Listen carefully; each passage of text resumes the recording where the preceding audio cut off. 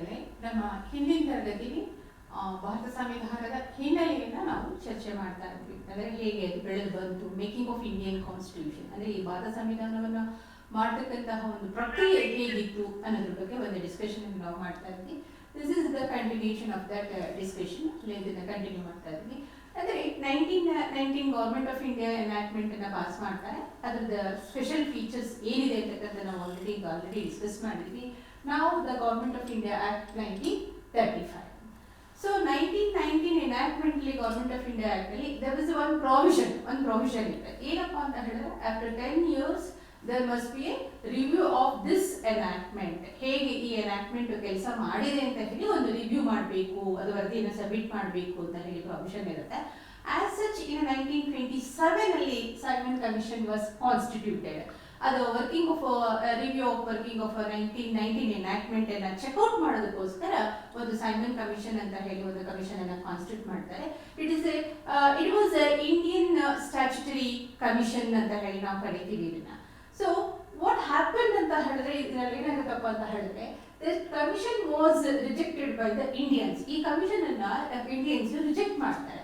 Both Muslims and league of Nations and Hindus ಅಂತ ಹೇಳಿದ್ರೆ Indian National Congress ಎರಡು ಪಾರ್ಟಿಗಳು ಕೂಡ ಇದನ್ನ ರಿಜೆಕ್ಟ್ ಮಾಡ್ತಾರೆ. ಮೇಜರ್ ಆದಂತಹ ಮುಖ್ಯವಾದಂತಹ ಕಾರಣ ಏನಪ್ಪಾ ಅಂತ ಹೇಳಿದ್ರೆ there was no representation was given to the Indians in this commission. ಈ ಕಮಿಷನ್ ಅಲ್ಲಿ 7 ಜನ ವ್ಯಕ್ತಿಗಳಿರ್ತಾರೆ, ಆದ್ರೆ ಯಾರಿಗೂ ಕೂಡ ಇಂಡಿಯನ್ಸ್ ಅಲ್ಲಿ ರೆಪ್ರೆಸೆಂಟೇಷನ್ ಕೊಟ್ಟಿರೋದಿಲ್ಲ. This was the major reason. That's why the Indians were rejected the report of the Simon Commission. As the failure of this Simon Commission, there was a round table conference was done. So 3 ಸುತ್ತು ಒಂದು round table conference ಅನ್ನ ಮಾಡ್ತಾರೆ. ಅದರಲ್ಲಿ second ಸುತ್ತಲ್ಲಿ Mahatma ಗಾಂಧೀಜಿಯವರು ಕೂಡ include ಆಗ್ತಾರೆ, ನಿಮಗೆ ಗೊತ್ತಿರ್ಬೋದು. 3 ಸುತ್ತು ರೌಂಡ್ ಟೇಬಲ್ ಕಾನ್ಫರೆನ್ಸ್ ಅನ್ನ ಮಾಡ್ತಾರೆ. As a result of this, the one enactment came into force, that is Government of India Act 1935 ಅಂತ ಹೇಳಿ ಅದನ್ನ ಕರಿತೀವಿ. This government of India enactment 1935 ಅಲ್ಲಿ ಏನು ಸೈಮನ್ ಕಮಿಷನ್ ಅಲ್ಲಿ ಏನು ರಿಪೋರ್ಟ್ ಅನ್ನು ಅವ್ರು ಕೊಟ್ಟಿದ್ರು ಅದರಲ್ಲಿರ್ತಕ್ಕಂತಹ ರೆಕಮೆಂಡೇಶನ್ ಸ್ವಲ್ಪ ಬದಲಾವಣೆಗಳೊಂದಿಗೆ ಆ ರೆಕಮೆಂಡೇಶನ್ ಅವರು ಇನ್ಕ್ಲೂಡ್ ಮಾಡ್ಕೊಂಡಿರ್ತಾರೆ. ಸೊ ಈಗ let us check what are the major or main features of Government of India Act 1935. ಈ ಎನಾಕ್ಟ್ಮೆಂಟಿನ ಪ್ರಮುಖ ಗುಣಲಕ್ಷಣಗಳು ಏನಿದೆ ಅಂತಕ್ಕಂಥದ್ದನ್ನ ಒಂದೊಂದಾಗಿ ನೋಡೋಣ. ಮೊದಲನೇದು ಫೆಡರೇಷನ್ ಅಂಡ್ ಪ್ರೊವಿನ್ಷಿಯಲ್ ಅಟಾನಮಿ ಅಂತ ಹೇಳಿ ನಾವು ಕರಿತೀವಿ. This act abolished the diarchy in the provinces. Earlier enactment ಅಲ್ಲಿ ಗವರ್ಮೆಂಟ್ ಆಫ್ ಇಂಡಿಯಾ ಆಕ್ಟ್ 1919 ಅಲ್ಲಿ ನಾನೊಂದು ಮೇಜರ್ ಫೀಚರ್ನ ಅಥವಾ ಪ್ರಮುಖವಾದ ಗುಣಲಕ್ಷಣವನ್ನು ನಿಮ್ಮ ಜೊತೆ ಚರ್ಚೆ ಮಾಡಿದ್ದೆ. ಅದೇನಪ್ಪಾ ಅಂತ ಹೇಳಿದ್ರೆ ಪ್ರಾವಿನ್ಸಸ್ಗೆಲ್ಲ ಡಯಾರ್ಕಿ ಸಿಸ್ಟಮ್ ಅನ್ನ ಕೊಟ್ಬಿಟ್ಟಿರ್ತಾರೆ, ರಾಜಪ್ರಭುತ್ವ ಅಂತ ಹೇಳಿ ನಾವು ಅದನ್ನ ಕರಿತೀವಿ. ಆ ಪ್ರಾವಿನ್ಸಸ್ಗೆ ಅದನ್ನ ಕೊಟ್ಟಿರ್ತಾರೆ. ಆದ್ರೆ ಈ ಎನಾಕ್ಟ್ಮೆಂಟ್ ಅಲ್ಲಿ ಏನ್ ಮಾಡ್ತಾರಪ್ಪ ಅಂತ ಹೇಳಿದ್ರೆ ಪ್ರಾವಿನ್ಸಸ್ ಅಲ್ಲಿ ಇರ್ತಕ್ಕಂತಹ ಡಯಾರ್ಕಿ ಸಿಸ್ಟಮ್ ಅನ್ನ ಅಬಾಲಿಷ್ ಮಾಡ್ತಾರೆ and introduced this provincial nature in the center. Central government ಅಲ್ಲಿ ಆ provincial ಇದ್ದು ಡಯಾರ್ಕಿ ಸಿಸ್ಟಮ್ ಅನ್ನ ಇಂಟ್ರೊಡ್ಯೂಸ್ ಮಾಡ್ತಾರೆ and introduce the provincial autonomy in its place. provincial government ಗೆಲ್ಲ ಒಂದು ಅಟಾನಮಿಯನ್ನ ಕೊಡ್ತಾರೆ. ಸೊ ಈಗ ಅರ್ಲಿಯರ್ ಎನಾಕ್ಟ್ಮೆಂಟ್ ಅನ್ನ ಡಿಸ್ಕಷನ್ ಮಾಡಬೇಕಾದ್ರೆ ನಾನು ಹೇಳಿದ್ದೆ ಪ್ರೊವಿನ್ಷಿಯಲ್ ಗವರ್ನಮೆಂಟ್ಗೆ ಒಂದಷ್ಟು ಪವರ್ ಸಬ್ಜೆಕ್ಟ್ ಮ್ಯಾಟರ್ನ ಕೊಟ್ಬಿಟ್ಟು ಅವರಿಗೆ ಲೆಜಿಸ್ಲೇಷನ್ ಮಾಡ್ಕೊಳ್ಳಿಕ್ಕೆ ಅವಕಾಶವನ್ನು ಕೊಟ್ಟಿರ್ತಾರೆ. ಆ ಸಬ್ಜೆಕ್ಟ್ ಮ್ಯಾಟರ್ನ 2 ಭಾಗವಾಗಿ ಮತ್ತೆ ವಿಂಗಡಣೆಯನ್ನ ಮಾಡ್ತಾರೆ. ಒಂದು ಟ್ರಾನ್ಸ್ಫರ್ಡ್ ಸಬ್ಜೆಕ್ಟು ಮತ್ತೆ ಇನ್ನೊಂದು ರಿಸರ್ವ್ ಸಬ್ಜೆಕ್ಟ್ಸ್ ಅಂತ ಹೇಳಿ. ಟ್ರಾನ್ಸ್ಫರ್ಡ್ ಅಂತ ಹೇಳಿದ್ರೆ ವರ್ಗಾಯಿತ ವಿಷಯಗಳು ಮತ್ತೆ ಕಾಯ್ದಿರಿಸುವ ವಿಚಾರಗಳು ಅಂತ ಹೇಳಿ. ಈ ವರ್ಗಾಯಿತ ವಿಚಾರಗಳಲ್ಲಿ ಬರ್ತಕ್ಕಂತಹವು ಅಂತ ಪ್ರಮುಖವಾದಂತಹ ವಿಚಾರಗಳನ್ನ ನಾವು ಸೇರಿಸ್ಕೊಂಡಿರೋದಿಲ್ಲ. ಅದೆಲ್ಲ ಪ್ರೊವಿನ್ಷಿಯಲ್ ಮಿನಿಸ್ಟರ್ಸ್ಗೆ ಲಾ ಮಾಡ್ಕೊಳ್ಳಿಕ್ಕೆ ಅವಕಾಶವನ್ನ ಕೊಟ್ಟಿರ್ತಾರೆ. ಯಾವುದು ರಿಸರ್ವ್ ಸಬ್ಜೆಕ್ಟ್ ಅಥವಾ ಕಾಯ್ದಿರಿಸಿದ ವಿಚಾರಗಳು ಅಂತ ಹೇಳ್ತಾರೋ ಅಲ್ಲಿ ವೆರಿ ಇಂಪಾರ್ಟೆಂಟ್ ಆದಂತಹ ಲಾ ಅಂಡ್ ಆರ್ಡರ್, ಜಸ್ಟಿಸ್ ಈ ತರ ಇಂಪಾರ್ಟೆಂಟ್ ಮ್ಯಾಟರ್ನ ಅಲ್ಲಿ ಹಾಕೊಂಡಿರ್ತಾರೆ. ಅದನ್ನ ಗವರ್ನರ್ ಜನರಲ್ ಕಂಟ್ರೋಲ್ ಮಾಡ್ತಾ ಇರ್ತಾರೆ, ಮತ್ತೆ ಅವರು ಎನಾಕ್ಟ್ಮೆಂಟ್ ಅನ್ನ ಮಾಡ್ತಾ ಇರ್ತಾರೆ ಅಂತ ಹೇಳ್ತಾರೆ. ಆಮೇಲೆ ಇನ್ನೊಂದು ಪಾಯಿಂಟ್ ಕೂಡ ನಿಮ್ ಜೊತೆ ನಾನು ಶೇರ್ ಮಾಡಿದೆ. ಅದೇನಪ್ಪಾ ಅಂತ ಹೇಳಿದ್ರೆ ದಿಸ್ ಪ್ರೊವಿನ್ಷಿಯಲ್ ಗವರ್ನಮೆಂಟ್ ಅಂತ ನಾನು ಹೇಳ್ತಾ ಇದ್ದಿಲ್ಲ 1999 ಎನಾಕ್ಟ್ಮೆಂಟ್ ಪ್ರಕಾರವಾಗಿ that is it is not a federal system. ಅದು ಫೆಡರಲ್ ಸಿಸ್ಟಮ್ ಅಂತ ಹೇಳಿ ನೀವು ಗಮನಿಸಬೇಡಿ. ಅದು it is only a delegation of power from the central government to provincial states ಅಂತ ಹೇಳಿದೆ. ಬಟ್ ಈ ಗವರ್ಮೆಂಟ್ ಆಫ್ ಇಂಡಿಯಾ ಎನಾಕ್ಟ್ಮೆಂಟ್ 1935 ಅಲ್ಲಿ ಏನಾಗುತ್ತಪ್ಪ ಅಂತ ಹೇಳಿದ್ರೆ ಈ ಒಂದು ಸ್ಟೇಟಸ್ ಅನ್ನ ತೆಗೆದು ಹಾಕ್ಬಿಡ್ತಾರೆ. ಇಲ್ಲಿ ಪ್ರೊವಿನ್ಷಿಯಲ್ ಗವರ್ನಮೆಂಟ್ ಅಂತ ಹೇಳಿದ್ರೆ there is a federal, it is not a delegation of a power from the central government to provinces, it is a complete autonomy given to the provincial status. ಪ್ರೊವಿನ್ಷಿಯಲ್ಸ್ಗೆಲ್ಲ complete ಅಟಾನಮಿಯನ್ನು ಅವರು ಕೊಟ್ಬಿಡ್ತಾರೆ ಅಂತ. So they are no longer a delegation of the central government. ಈ provinces ಅಂತಕ್ಕಂಥದ್ದು they are not the delegatees of the central government ಅಂತಕ್ಕಂಥದ್ದು ನಮ್ಗೆ ಗೊತ್ತಾಗ್ತದೆ. ಇಲ್ಲಿ ನಾನು ಹೇಳಿದೆ ಡಯಾರ್ಕಿ ಸಿಸ್ಟಮ್ ಅನ್ನ ಪ್ರೊವಿನ್ಷಿಯಲ್ ಅಲ್ಲಿ ಅಬಾಲಿಷ್ ಮಾಡ್ತಾರೆ, ಬಟ್ ಸೆಂಟ್ರಲ್ ಗವರ್ನಮೆಂಟ್ ಅಲ್ಲಿ ಅದನ್ನ ಇಂಟ್ರೊಡ್ಯೂಸ್ ಮಾಡ್ತಾರೆ ಅಂತ ಹೇಳಿದೆ. ಬಟ್ ಫಾರ್ಚುನೇಟ್ಲಿ ಏನಾಗುತ್ತಪ್ಪ ಅಂತ ಹೇಳಿದ್ರೆ this provision will not come into force. ಇದು did not come into force. ಇದು ಆಪರೇಟ್ಗೆ ಆಗೋದಿಲ್ಲ. ಈ ಎನಾಕ್ಟ್ಮೆಂಟ್ ಆಪರೇಟ್ ಆಗೋದೇ ಇಲ್ಲ ಈ ಪ್ರೊವಿಷನ್ ಪ್ರಮುಖವಾಗಿ. Then distribution of legislative powers between centre and the provinces. ಹಾಗೆ ಲೆಜಿಸ್ಲೇಟಿವ್ ಪವರ್ಸ್ ನ ಸೆಂಟರ್ ಮತ್ತೆ ಪ್ರಾವಿನ್ಸಸ್ ಅಲ್ಲಿ ಡಿಸ್ಟ್ರಿಬ್ಯೂಟ್ ಮಾಡ್ಕೊಂಡಿರ್ತಾರೆ ಅಂತಕ್ಕಂಥದ್ದು. ಅಂದ್ರೆ ಈ ಸಬ್ಜೆಕ್ಟ್ ಮ್ಯಾಟರ್ ಆಫ್ ಲೆಜಿಸ್ಲೇಷನ್ಸ್ ಅಂತ ಏನ್ ಕರಿತೀವಿ, ಅಂದ್ರೆ ಕಾನೂನು ಮಾಡ್ತಕ್ಕಂಥ ವಿಚಾರಗಳು ಅಂತ ಹೇಳಿ ನಾವು ಏನ್ ಕರಿತೀವಿ, ಅದನ್ನ 3-4 ಡಿವಿಷನ್ಸ್ 3 ಹಂತಗಳಲ್ಲಿ ಡಿವೈಡ್ ಅನ್ನ ಮಾಡ್ತಾರೆ. ಒಂದು ಫೆಡರಲ್ ಲಿಸ್ಟ್, ಇನ್ನೊಂದು ಪ್ರೊವಿನ್ಷಿಯಲ್ ಲಿಸ್ಟ್, ಮತ್ತೊಂದು ಕನ್ಕರೆಂಟ್ ಲಿಸ್ಟ್ ಅಂತ ಹೇಳಿ 3 ಲಿಸ್ಟ್ಗಳನ್ನ ಮಾಡ್ತಾರೆ. ನಿಮಗೆ ಗೊತ್ತಿರೋ ಹಾಗೆ ಫೆಡರಲ್ ಲಿಸ್ಟ್ ಅಲ್ಲಿ which federal legislature had exclusive power to make legislation. ಅಂದ್ರೆ ಫೆಡರಲ್ ಲಿಸ್ಟ್ ಅಲ್ಲಿ ಏನೆಲ್ಲ ಸಬ್ಜೆಕ್ಟ್ ಮ್ಯಾಟರ್ಸ್ ಇರುತ್ತೋ ಆ ವಿಚಾರಗಳಿಗೆ ಸಂಬಂಧಪಟ್ಟ ಹಾಗೆ ಫೆಡರಲ್ ಗವರ್ನಮೆಂಟ್ಗೆ ಫೆಡರಲ್ ಲೆಜಿಸ್ಲೇಚರ್ಗೆ ಲಾನ ಮಾಡ್ತಕ್ಕಂತಹ ಕಂಪ್ಲೀಟ್ ಪವರ್ ಅಥವಾ ಎಕ್ಸ್ಕ್ಲೂಸಿವ್ ಪವರ್ ಅವರಿಗೆ ಇರುತ್ತೆ. ನೆಕ್ಸ್ಟ್ ಪ್ರೊವಿನ್ಷಿಯಲ್ ಲಿಸ್ಟ್ ಅಂತ ಹೇಳ್ತೀವಿ, over which provincial legislature had exclusive jurisdiction or power to make legislations. ಯಾವುದು ಪ್ರೊವಿನ್ಷಿಯಲ್ ಲಿಸ್ಟ್ ಅಂತ ಹೇಳ್ತಾರೋ ಅಲ್ಲಿ ಏನೆಲ್ಲ ಸಬ್ಜೆಕ್ಟ್ ಮ್ಯಾಟರ್ನ ಅವರು ಲಿಸ್ಟ್ ಔಟ್ ಮಾಡಿರ್ತಾರೋ ಅದಕ್ಕೆ ಸಂಬಂಧಪಟ್ಟ ಹಾಗೆ ಕಾನೂನು ಮಾಡ್ತಕ್ಕಂತಹ ಸಂಪೂರ್ಣವಾದ ಅಧಿಕಾರ ಪ್ರಾವಿನ್ಸಸ್ಗೆ ನೀಡಿರ್ತಾರೆ. ದೆನ್ ಬರ್ತಕ್ಕಂಥದ್ದು ಕನ್ಕರೆಂಟ್ ಲಿಸ್ಟ್ ಅಂತ ಹೇಳಿ ನಾವು ಕರಿತೀವಿ. ಅಂದ್ರೆ ಕನ್ನಡದಲ್ಲಿ ಇದನ್ನ ಸಮವರ್ತಿ ಪಟ್ಟಿ ಅಂತ ಕರೀತಾರೆ. Over which both federal and provincial legislature had competence. ಅಂದ್ರೆ ಎರಡಕ್ಕೂ ಕೂಡ ಕಾನೂನು ಮಾಡ್ತಕ್ಕಂತಹ ಅಧಿಕಾರ ವ್ಯಾಪ್ತಿ ಇರುತ್ತೆ ಅಂತಕ್ಕಂಥದ್ದು. ನೋಡಿ, ಈ ಫೆಡರಲ್ ಲಿಸ್ಟ್, ಪ್ರೊವಿನ್ಷಿಯಲ್ ಲಿಸ್ಟ್ ಮತ್ತೆ ಕನ್ಕರೆಂಟ್ ಲಿಸ್ಟ್ ಅಂತ ಹೇಳ್ತೀವಲ್ಲ, ಈ 3 ಲಿಸ್ಟ್ ಅಲ್ಲೂ ಇಲ್ಲದೆ ಇರ್ತಕ್ಕಂತಹ ಸಬ್ಜೆಕ್ಟ್ ಮ್ಯಾಟರ್ ಏನಂತ ಕರಿತೀವಪ್ಪ ಅಂತ ಹೇಳಿದ್ರೆ ರೆಸಿಡಿಯರಿ ಪವರ್ಸ್ ಅಂತ ಹೇಳಿ ನಾವು ಕರಿತೀವಿ. ಅಂದ್ರೆ ಶೇಷಾಧಿಕಾರ ಅಂತ ಹೇಳಿ ಕರಿಬಹುದು ಕನ್ನಡದಲ್ಲಿ. ರೆಸಿಡಿಯರಿ ಪವರ್ಸ್ ಅಂತ ಹೇಳ್ತೇವೆ. ಸೊ ರಿಗಾರ್ಡಿಂಗ್ ಟು ರೆಸಿಡಿಯರಿ ಪವರ್ಸ್, ಯಾವುದು ಈ 3 ಲಿಸ್ಟ್ ಅಲ್ಲಿ ಇಲ್ವೋ ಅದ್ರ ಸಂಬಂಧಪಟ್ಟ ಹಾಗೆ ಕಾನೂನು ಮಾಡ್ತಕ್ಕಂತಹ ಅಧಿಕಾರ ವ್ಯಾಪ್ತಿ ಯಾರಿಗಿರುತ್ತಪ್ಪ ಅಂತ ಹೇಳಿದ್ರೆ ದ ಗವರ್ನರ್ ಜನರಲ್ ಅಂತ ಹೇಳಿ ಕರಿತೀವಿ. He has a power to enact the laws with respect to residuary powers. So 1935 enactment went another step by providing separate election representation not only to the Muslims, even for the Sikhs, Europeans, Indian Christians. ಅಂತ ಹೇಳಿದ್ರೆ 1999 enactment ಅಲ್ಲಿ ಏನಾಗಿತ್ತಪ್ಪ ಅಂತ ಹೇಳಿದ್ರೆ ಮುಸ್ಲಿಮ್ಗೆ separate ಎಲೆಕ್ಟೋರೇಟ್ಸ್ ನ ಕೊಟ್ಟಿರ್ತಾರೆ. ಅಂದ್ರೆ ಮತದಾನ Muslims constituency ಅಂತ ಹೇಳಿ ಕ್ರಿಯೇಟ್ ಮಾಡಿ ಅಲ್ಲಿ ಮುಸ್ಲಿಮರೇ ರೆಪ್ರೆಸೆಂಟ್ ಮಾಡಬೇಕು, ಮುಸ್ಲಿಮ್ಸೇ ವೋಟ್ ಹಾಕಬೇಕು, ಆ ರೀತಿ ಒಂದು ವ್ಯವಸ್ಥೆಯನ್ನ 1999 ಎನಾಕ್ಟ್ಮೆಂಟ್ ಅಲ್ಲಿ ಕ್ರಿಯೇಟ್ ಮಾಡಿರ್ತಾರೆ. 1935 ಎನಾಕ್ಟ್ಮೆಂಟ್ ಅಲ್ಲಿ it was went further other step, ಮುಂದೆ ಇನ್ನೂ ಒಂದು ಹೆಜ್ಜೆ ಹೋಗ್ತಾರೆ. ಏನಪ್ಪಾ ಅಂತ ಹೇಳಿದ್ರೆ ಯುರೋಪಿಯನ್ಸ್ಗೆ ಮತ್ತೆ ಸಿಖ್ಗೆ, ಇಂಡಿಯನ್ ಕ್ರಿಶ್ಚಿಯನ್ಸ್ ಇದೆ, ಅವರೆಲ್ಲರೂ ಕೂಡ ಸೆಪರೇಟ್ ಎಲೆಕ್ಟೋರೇಟ್ಸ್ ನ ಕ್ರಿಯೇಟ್ ಮಾಡ್ತಾರೆ.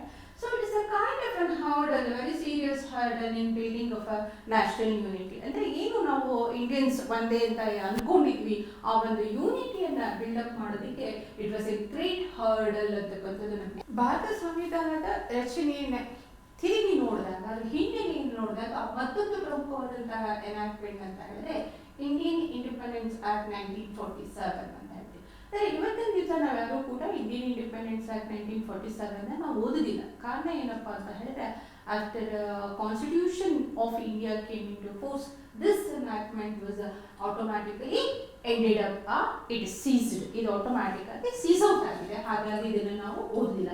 ಓನ್ಲಿ ಫಾರ್ ದ ರೆಫರೆನ್ಸ್ ಅಂತ ಹೇಳಿದ್ರೆ ಭಾರತ ಸಂವಿಧಾನ ರಚನೆ ಹೇಗೆ ಆಯಿತು ಅಂತಕ್ಕಂಥ ಹಿನ್ನೆಲೆಯನ್ನು ನೋಡುವ ದಿಕ್ಕಿನಲ್ಲಿ ಇಂಡಿಯನ್ ಇಂಡಿಪೆಂಡೆನ್ಸ್ ಆಕ್ಟ್ 1947 ಕೂಡ ನಾವು ನೋಡ್ತಾ ಹೋಗ್ತೀವಿ.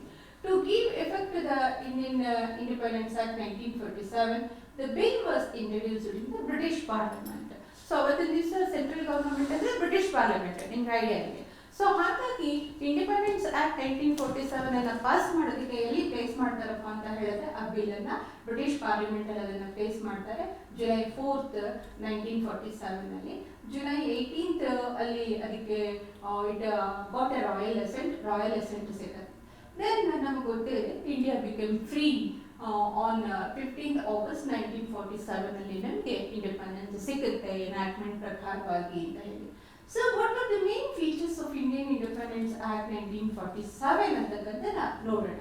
ಮೊದಲನೇದಾಗಿ ನೀವೇ ಹೇಳ್ಬೋದು ಏನೆಲ್ಲ ಇದ್ದು ಪ್ರಮುಖವಾದಂತಹ ಫೀಚರ್ಸ್ ಏನಿದೆ ಅಂತ ಹೇಳಿದ್ರೆ ಯು ಕ್ಯಾನ್ ಅಸ್ಯೂಮ್ ನಿಧಾನವಾಗಿ ಏನಿರಬಹುದು ಅಂತ ಹೇಳಿ ಗೆಸ್ ಮಾಡಿದ್ರೆ ನೀವು ಅಸ್ಯೂಮ್ ಮಾಡ್ಬೋದು ಎನಾಕ್ಟ್ಮೆಂಟ್ ಅನ್ನ ಪ್ರಮುಖವಾದಂತಹ ಗುಣಲಕ್ಷಣಗಳನ್ನ. ಮೊದಲನೇದು ಏನಪ್ಪಾ ಅಂತ ಹೇಳಿದ್ರೆ ಅಬಾಲಿಷನ್ ಆಫ್ ಸಾವರಿಟಿ. ಏನು ಈ ಇಂಡಿಪೆಂಡೆನ್ಸ್ ಆಕ್ಟ್ ಬರೋದಕ್ಕಿಂತ ಮುಂಚೆ ನಾನು ಆಗಲೇ ಹೇಳಿದೆ British crown was declared himself or herself as a sovereignty over India. ನಾನು ಇಂಡಿಯಾದ ಸಾವರಿಟಿ ಅಂತ ಹೇಳಿ ಅವ್ರು ಡಿಕ್ಲೇರ್ ಮಾಡ್ಕೊಂಡಿರ್ತಾರೆ ಅದಕ್ಕಂತ ನಮ್ಗೆ ಗೊತ್ತಿದೆ. It was ended, British rule ಇಂಡಿಯಾದ ಮೇಲೆ ಎಂಡ್ ಆಗುತ್ತೆ and India declared as an independent and sovereign country. ಅಂದ್ರೆ ಬ್ರಿಟಿಷ್ ಸಾವರಿಟಿ ಏನಿತ್ತು ಅದು ಎಂಡಪ್ ಆಯಿತು, ಇಂಡಿಯನ್ ಇಂಡಿಪೆಂಡೆಂಟ್ ಆಗಿ ಭಾರತ ಪ್ರತ್ಯೇಕವಾಗಿ ಸಾವರಿಟಿಯನ್ನ ಪಡ್ಕೊಳ್ಳುತ್ತೆ ಅಂತಕ್ಕಂಥದ್ದು ನಮಗೆ ಗೊತ್ತಾಗುತ್ತೆ ಅಂತಕ್ಕಂಥದ್ದು. So following the end of British rule, ಈ ಬ್ರಿಟಿಷ್ ರೂಲ್ ಎಂಡ್ ಆಗಿದ ಜೊತೆಗೆ ಇನ್ನೇನಾಯ್ತಪ್ಪ ಪ್ರಮುಖವಾದ ಬದಲಾವಣೆ ಅಂತ ಹೇಳಿದ್ರೆ ದಟ್ ಈಸ್ ಬ್ರಿಟಿಷ್ ಇಂಡಿಯಾ ಅಂತ ನಾವೇನ್ ಕರೀತಾ ಇದ್ವಿ, ಬ್ರಿಟಿಷ್ ನಮ್ಮನ್ನ ಎಕ್ವೈರ್ ಮಾಡ್ಕೊಂಡ್ಮೇಲೆ ಬರೀ ಇಂಡಿಯಾ ಅಂತ ಕರೀತಾರಲ್ಲ, ಬ್ರಿಟಿಷ್ ಇಂಡಿಯಾ ಅಂತ ಹೇಳಿ ನಮ್ಮನ್ನ ಅವರು ಅಕ್ನಾಲೇಜ್ ಮಾಡ್ತಾ ಇದ್ರು ಅಥವಾ ಕರೀತಾ ಇದ್ರು. ಈ British India was partitioned into India and Pakistan, ಎರಡು ದೇಶಗಳಾಗಿ ಭಾಗ ಆಗತ್ತೆ. ನಿಮಗೆಲ್ಲ ಗೊತ್ತಾಗಿದೆ. This provincial division was based on Hindu and Muslims, majorities and minorities. Hindu Muslims ಏನಿರ್ತಾರೆ ಅವರ ಮೆಜಾರಿಟಿ ಮೈನಾರಿಟಿ ಆಧಾರದ ಮೇಲೆ ಎರಡು ದೇಶಗಳಾಗಿ ಭಾಗ ಆಗುತ್ತೆ ಇರ್ತಕ್ಕಂಥದ್ದು. The crown was no longer the source of authority. ಹೌದಲ್ವಾ, ಇಲ್ಲಿವರೆಗೆ crown was the source of authority. ಅವರೇ ನಮಗೆ ಅವ್ರ ಹೆಸರಲ್ಲಿ ರಾಜ್ಯಭಾರ ನಡೀತಾ ಇತ್ತು ನಮ್ಮಲ್ಲಿ. ಹಾಗಾಗಿ after India became an independent the crown was no longer a source of India ಅಂತಕ್ಕಂಥದ್ದು ನಮಗೆ ಗೊತ್ತಾಯ್ತು. So as per Independence Act 1947 ಅಲ್ಲಿ India became an independent on 15th August 1947 ಇರಬಹುದು. ಆದರೆ in reality it was only on January 26, 1950 the country was able to break free from monarchy and transform into a sovereign republic democratic after its constitution came into effect. ಇದರ ಅರ್ಥ ಏನಪ್ಪಾ ಅಂತ ಹೇಳಿದ್ರೆ 1947 ನಲ್ಲಿ ನಮಗೆ independence ಬಂತು ನಿಜ, ಆದ್ರೆ ನಮ್ಮದೇ ಆದಂತಹ ಸರ್ಕಾರವನ್ನ ನಾವು ರಚನೆ ಮಾಡ್ಕೊಳ್ಳಿಕ್ಕೆ ಆಗಲಿಲ್ಲ, ನಮ್ದು ಒಂದು ಸಂವಿಧಾನವನ್ನ ರಚನೆ ಮಾಡ್ಕೊಳ್ಳಿಕ್ಕೆ ಆಗಲಿಲ್ಲ.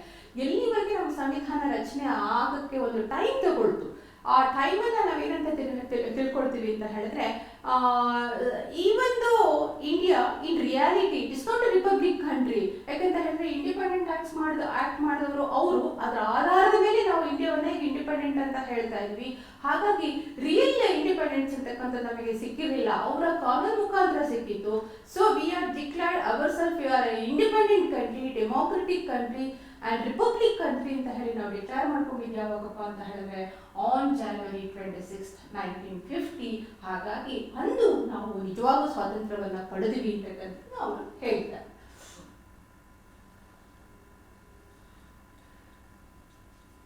ಸಾವರಿಟಿ ಆಫ್ ದ ಡೊಮಿನಿಯನ್ ಲೆಜಿಸ್ಲೇಚರ್ ಹಾಗಂದ್ರೆ ಏನಪ್ಪಾ ಅಂತ ಹೇಳಿದ್ರೆ The Indian Independence Act 1947 stated that constituent assemblies of both the dominions ಅಂತ ಹೇಳಿದ್ರೆ that is for Pakistan and for the Indians were act as a central legislature. ನೋಡಿ ಅವಾಗ ಏನಾಯ್ತು ಅಂತ ಹೇಳಿದ್ರೆ ಒಂದು ಗವರ್ನಮೆಂಟ್ ಅಂತ ರಚನೆ ಆಗಿರಲಿಲ್ಲ, ಯಾರು ಕಾನ್ಸ್ಟಿಟ್ಯೂಷನ್ ಮಾಡ್ತಕ್ಕಂಥ ಕಾನೂನು ರಚನೆ ಮಾಡ್ತಕ್ಕಂಥ ಬಾಡಿ ಯಾವುದು ಅಂತಕ್ಕಂಥದ್ದು ನಮಗೆ ಗೊತ್ತಿಲ್ಲ.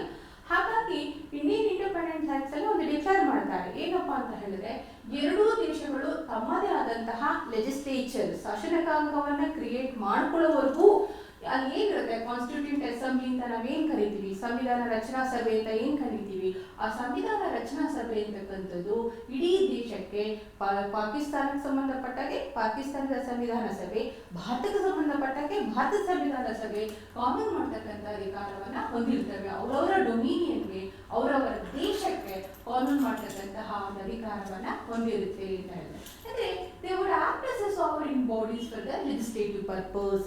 ಅಂದ್ರೆ ಶಾಸನವನ್ನು ಮಾಡ್ತಕ್ಕಂತಹ ಉದ್ದೇಶಕ್ಕೋಸ್ಕರ ಅವರು ಒಂದು ಸಾವರಿಟಿ ಅಥವಾ ಸಾವರಿನ್ ಬಾಡಿ ತರ ವರ್ಕ್ ಮಾಡ್ತಾರೆ ಅಥವಾ ಕೆಲಸವನ್ನ ಮಾಡ್ತಾರೆ ಅಂತಕ್ಕಂಥದ್ದು.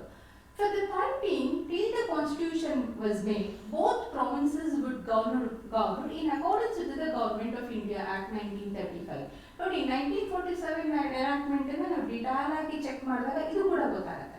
ಏನಪ್ಪಾ ಅಂತ ಹೇಳಿದ್ರೆ ಈಗ 1947 ಅಲ್ಲಿ ನಮ್ಗೆ ಅವರು ಇಂಡಿಪೆಂಡೆನ್ಸ್ ನ ಕೊಟ್ಟರು ನಿಜ, ಆದ್ರೆ ಈ 1947 to 1950 ನಮ್ಗೊಂದು ಡ್ಯೂರೇಷನ್ ಇತ್ತಲ್ಲ, ನಮ್ಮ ದೇಶವನ್ನು ನಾವು ಆಡಳಿತವನ್ನು ಮಾಡ್ಕೋಬೇಕಾದ್ರೆ ಹಲವಾರು ರೀತಿಯಾದಂತಹ ಕಾನೂನುಗಳು ಬೇಕಾಗತ್ತೆ. ಅದಕ್ಕೆ ಏನ್ ಹೇಳ್ತಾರಪ್ಪ ಅಂತ ಹೇಳಿದ್ರೆ ಅವರು ಅವರ ಕಾನೂನನ್ನ ಮಾಡ್ಕೊಳ್ಳೋವರೆಗೂ ಕೂಡ ಈಗೇನಿದೆ ಗವರ್ಮೆಂಟ್ ಆಫ್ ಇಂಡಿಯಾ ಆಕ್ಟ್ 1935 ಏನಿದೆ ಇದ್ರ ಪ್ರಕಾರವಾಗಿ ಅವರ ಆಡಳಿತವನ್ನ ನಡೆಸಲಿ ಅಂತ ಹೇಳಿ ಅವ್ರು ಹಾಕೊಳ್ತಾರೆ. Then governor general, he was the last governor general ಅಲ್ವಾ, ಲಾರ್ಡ್ ಮೌಂಟ್ ಬ್ಯಾಟನ್, ಅಂದ್ರೆ ಬ್ರಿಟಿಷ್ ಇಂದ ಇಂಡಿಯಾಗೆ ಬಂದಂತಹ ಲಾಸ್ಟ್ ಗವರ್ನರ್ ಜನರಲ್ ಯಾರಪ್ಪ ಅಂತ ಹೇಳಿದ್ರೆ ಲಾರ್ಡ್ ಮೌಂಟ್ ಬ್ಯಾಟಮ್ ಅಂತ ಹೇಳಿ ಕರಿತೀವಿ. ಇವರು even after independence he continued as a governor general till June 1948 ವರೆಗೂ ಕೂಡ ಕಂಟಿನ್ಯೂ ಆಗ್ತಾರೆ. ಅಂದ್ರೆ this governor general was invested with the more powers for the effective implementation of provisions of Indian Independence Act 1947. ಈ enactment ಅಲ್ಲಿ ಇರತಕ್ಕಂತಹ provision ಅನ್ನ effective ಆಗಿ ಅಥವಾ ಅದನ್ನ ಪರಿಣಾಮಕಾರಿಯಾಗಿ ಅದನ್ನ ಇಂಪ್ಲಿಮೆಂಟ್ ಮಾಡೋದಕ್ಕೆ ಅಥವಾ ಆಚರಣೆಯಲ್ಲಿ ತರೋದಕ್ಕೆ ಈ ಗವರ್ನರ್ ಜನರಲ್ಗೆ ಹೆಚ್ಚು ಅಧಿಕಾರವನ್ನ ನೀಡಿರ್ತಾರೆ 1947 ಇಂಡಿಪೆಂಡೆಂಟ್ ಆಕ್ಟ್ ಪ್ರಕಾರವಾಗಿ. ಮತ್ತೆ ಫೈನಲ್ ಆಗಿ civil servants who had been appointed before August 15th, 1947 will continue in the service with the same privileges. In civil services ಎಲ್ಲ ಇರ್ತಾರೆ ಅವರೆಲ್ಲ ಏನು ನಾವು ಎಂಡ್ ಅಪ್ ಮಾಡ್ಬಿಡೋದಿಲ್ಲ, ಹೋಗ್ಬಿಡಿ ಇವರೆಲ್ಲ ಬ್ರಿಟಿಷ್ ಗವರ್ನಮೆಂಟ್ ಅವರು ಅಪಾಯಿಂಟ್ ಮಾಡ್ಕೊಂಡಿದ್ರು, ನಾವು ವಿ ಆರ್ ದ ಇಂಡಿಪೆಂಡೆಂಟು, ನಮ್ಮದೇ ಆದ ಗವರ್ನಮೆಂಟು, ನಾವು ಮಾಡ್ತಾ ಇದೀವಿ, ನಮಗೂ ನೀವು ಅಪಾಯಿಂಟ್ಮೆಂಟಿಗೂ ಸಂಬಂಧ ಇಲ್ಲ ಅಂತ ಹೇಳಲಿಕ್ಕಾಗೋದಿಲ್ಲ. ಹಾಗಾಗಿ 1947 ಎನಾಕ್ಟ್ಮೆಂಟ್ ಅಲ್ಲಿ ಇದನ್ನು ಕೂಡ ಅವರು ಮೆನ್ಷನ್ ಮಾಡಿರ್ತಾರೆ. Civil servant who had been appointed before independence they will continue with the same privileges ಅಂತ ಹೇಳಿ. So making of Indian constitution ನೋಡೋಣ ಹೇಗೆಲ್ಲ ಇಂಡಿಯನ್ ಕಾನ್ಸ್ಟಿಟ್ಯೂಷನ್ ಅನ್ನ ಮಾಡಬೇಕಾದ್ರೆ ಏನೆಲ್ಲ ಸರ್ಕಸ್ ಆಯಿತು, ಏನೆಲ್ಲ ಪ್ಲಾನ್ಸ್ಗಳಾಯಿತು, ಮತ್ತೆ ಹೇಗೆ ಒಂದು ವೋಟಿಂಗ್ ಆಯಿತು, ಹೇಗೆ ಕಾನ್ಸ್ಟಿಟ್ಯೂಟೆಡ್ ಅಸೆಂಬ್ಲಿ ಅಂತಕ್ಕಂಥದ್ದು ಹೇಗೆ ರಚನೆ ಆಯಿತು, ಹೇಗೆ ನಾವು ಭಾರತ ಸಂವಿಧಾನವನ್ನು ಮಾಡಿದ್ವಿ ಅಂತಕ್ಕಂಥದ್ದನ್ನ ಡಿಸ್ಕಷನ್ ಮಾಡ್ತಕ್ಕಂಥದ್ದನ್ನ ಭಾರತ ಸಂವಿಧಾನದ ರಚನೆ ಅಂತ ಹೇಳಿ ನಾವು ಅದನ್ನು ಕರಿತೀವಿ ಅಥವಾ ಮೇಕಿಂಗ್ ಆಫ್ ಇಂಡಿಯನ್ ಕಾನ್ಸ್ಟಿಟ್ಯೂಷನ್ ಅಂತ ಹೇಳ್ತಾರೆ. So we already discussed after 10 years Government of India Act 1990, British government in November 1927 appointed the Simon Commission to review the working of the Government of India Act 1999 ಅಂತ ಹೇಳಿ ಇದನ್ನೇ ನಾವು discuss ಮಾಡಿದ್ವಿ. So ಒಂದು commission ಅನ್ನು ಅವರು constitute ಮಾಡ್ತಾರೆ. The purpose of constitution reforms for India ಅಂದ್ರೆ ಈ ಸೈಮನ್ ಕಮಿಷನ್ ಅಂತಕ್ಕಂಥದ್ದು ಇಂಡಿಯಾಗೆ 1928 ಅಲ್ಲಿ ಅರೈವ್ ಆಗುತ್ತೆ. ಇಟ್ ವಾಸ್ ಸ್ಟ್ರಾಂಗ್ಲಿ ಅಪೋಸ್ಡ್, ಅದನ್ನು ಕೂಡ ನಾವು ಅಲ್ಲಿ ಡಿಸ್ಕಸ್ ಮಾಡಿದ್ವಿ. ಇದನ್ನ ಬಹಳ ಸ್ಟ್ರಾಂಗ್ ಆಗಿ ಅಪೋಸ್ ಮಾಡ್ತಾರೆ. ಕಾರಣ ಯಾಕಪ್ಪ ಅಂತ ಹೇಳಿದ್ರೆ ಅದರಲ್ಲಿ ಯಾರು ಇಂಡಿಯನ್ಸ್ ಇರಲಿಲ್ಲ ಅಂತ ಹೇಳಿ. ಅಂಡ್ ಕಾಂಗ್ರೆಸ್ ಅದನ್ನ ಬಾಯ್ಕಾಟ್ ಕೂಡ ಮಾಡ್ತಾರೆ. ಇದನ್ನ ಸೈಮನ್ ಕಮಿಷನ್ ರಿಪೋರ್ಟ್ ಅನ್ನೇ ಬಾಯ್ಕಾಟ್ ಮಾಡ್ತಾರೆ. Meanwhile, the Congress party convened all the parties conference. So ಎಲ್ಲ ಪಾರ್ಟಿಯನ್ನ ಕರೆದು ಅವರೊಂದು ಕಾನ್ಫರೆನ್ಸ್ ಅನ್ನ ಮಾಡ್ತಾರೆ. ಏನಕ್ಕೆ ಮಾಡ್ತಾರೆ ಅಂತ ಹೇಳಿದ್ರೆ to appoint a committee under the party Jawaharlal Nehru to draft a Swaraj constitution for India. ಇಲ್ಲ, ನಮಗೆ ನಾವೇ ಒಂದು ಕಾನ್ಸ್ಟಿಟ್ಯೂಷನ್ ನ ಬರ್ಕೋಬೇಕು, ಅದನ್ನ ಬ್ರಿಟಿಷರು ಬರೀಕೂಡ್ದು. ಹಾಗಾಗಿ ಒಂದು ಕಾನ್ಸ್ಟಿಟ್ಯೂಷನ್ ಅಸೆಂಬ್ಲಿ ಅಂತಕ್ಕಂಥದ್ದು ನಮ್ಮಿಂದಲೇ ಅದು ರಚನೆ ಆಗಿರಬೇಕು, ಅದ್ರ ಮುಖಾಂತರ ನಾವು ಒಂದು ಸಂವಿಧಾನವನ್ನ ರಚನೆ ಮಾಡ್ಕೋಬೇಕು ಅಂತ ಹೇಳಿ. ಸೊ ಈ ಇವರ ಸೈಮನ್ ಕಮಿಷನ್ ಅನ್ನ ರಿಜೆಕ್ಟ್ ಮಾಡಿದ ಜೊತೆಗೆ ಏನ್ ಮಾಡ್ತಾರಪ್ಪ ಜೊತೆಯಲ್ಲಿ ಅಂತ ಹೇಳಿದ್ರೆ ಎಲ್ಲ ಪಾರ್ಟೀಸ್ನ ಅವರು ಕೋಆರ್ಡಿನೇಟ್ ಮಾಡ್ಕೊಳ್ತಾರೆ, ಒಂದು ಕಾನ್ಫರೆನ್ಸ್ ಮಾಡ್ಕೊಳ್ತಾರೆ. ಅಲ್ಲಿ ಒಂದು ಕಮಿಟಿಯನ್ನ ಕಾನ್ಸ್ಟಿಟ್ಯೂಟ್ ಮಾಡಿ ಅದಕ್ಕೆ ಪಂಡಿತ್ ಜವಾಹರ್ಲಾಲ್ ನೆಹರು ಅಂತ ಹೇಳಿ ಕಮಿಟಿ ಅಂತ ಹೇಳಿ ಕರೀತಾರೆ. ಕಾರಣ ಏನಪ್ಪಾ ಅಂತ ಹೇಳಿದ್ರೆ ಟು ಡ್ರಾಫ್ಟ್ ಸ್ವರಾಜ್ ಕಾನ್ಸ್ಟಿಟ್ಯೂಷನ್. ನೋಡೋಣ ವಾಟ್ ಹ್ಯಾಪನ್ಡ್ ಅಂತ ಹೇಳಿ. ಸೊ ಈ ಸ್ವರಾಜ್ ಡ್ರಾಫ್ಟ್ ಕಾನ್ಸ್ಟಿಟ್ಯೂಷನ್ ಎಂತಿದ್ದು ನೆಹರು ಕಮಿಟಿ ಏನಿದೆ, it was drafted the constitution, ಒಂದು ಡ್ರಾಫ್ಟ್ ಕಾನ್ಸ್ಟಿಟ್ಯೂಷನ್ ಪ್ರಿಪೇರ್ ಮಾಡುತ್ತೆ. It was called a Nehru committee report. ಇದನ್ನ ನೆಹರು ಕಮಿಟಿ ರಿಪೋರ್ಟ್ ಅಂತ ಹೇಳಿ ಕೂಡ ಅದನ್ನ ಕರಿತೀವಿ. And it received a maximum response from the Indians. ಎಲ್ಲ ಇಂಡಿಯನ್ಸ್ಗೂ ಅದು ಖುಷಿ ಆಗುತ್ತೆ, ನಮ್ಮದೇ ಆದಂತಹ ಕಾನ್ಸ್ಟಿಟ್ಯೂಷನನ್ನು ನಾವು ಬರ್ಕೊತೀವಿ ಅಂತ ಹೇಳಿದ್ರೆ it was A most enjoyable, ಅಂದರೆ ಬಹಳ ಖುಷಿಯಾದಂಥ ವಿಚಾರ. ನಾವು ಯಾರ ಇದಕ್ಕೂ ಮರ್ಸಿಗೂ ಬೀಳ್ತಾ ಇಲ್ಲ ಅಂತ ಹೇಳಿ.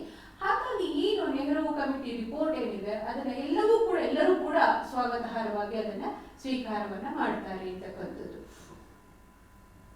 But what happened? Muslim League, which was a part of All India All Parties Conference. ಈ ಮುಸ್ಲಿಂ ಲೀಗ್ ಅಂತ ಏನಿದೆ, ಮುಸ್ಲಿಮ್ಸ್ ಕಮ್ಯುನಿಟಿ ಅವರು ತಮ್ಮದೇ ಆದಂಥ ಒಂದು ಆರ್ಗನೈಸೇಷನ್ ಏನು ಮಾಡ್ಕೊಂಡಿರ್ತಾರೆ, so that is called Muslim League ಅಂತ ಏನು ಕರಿತೀವಿ.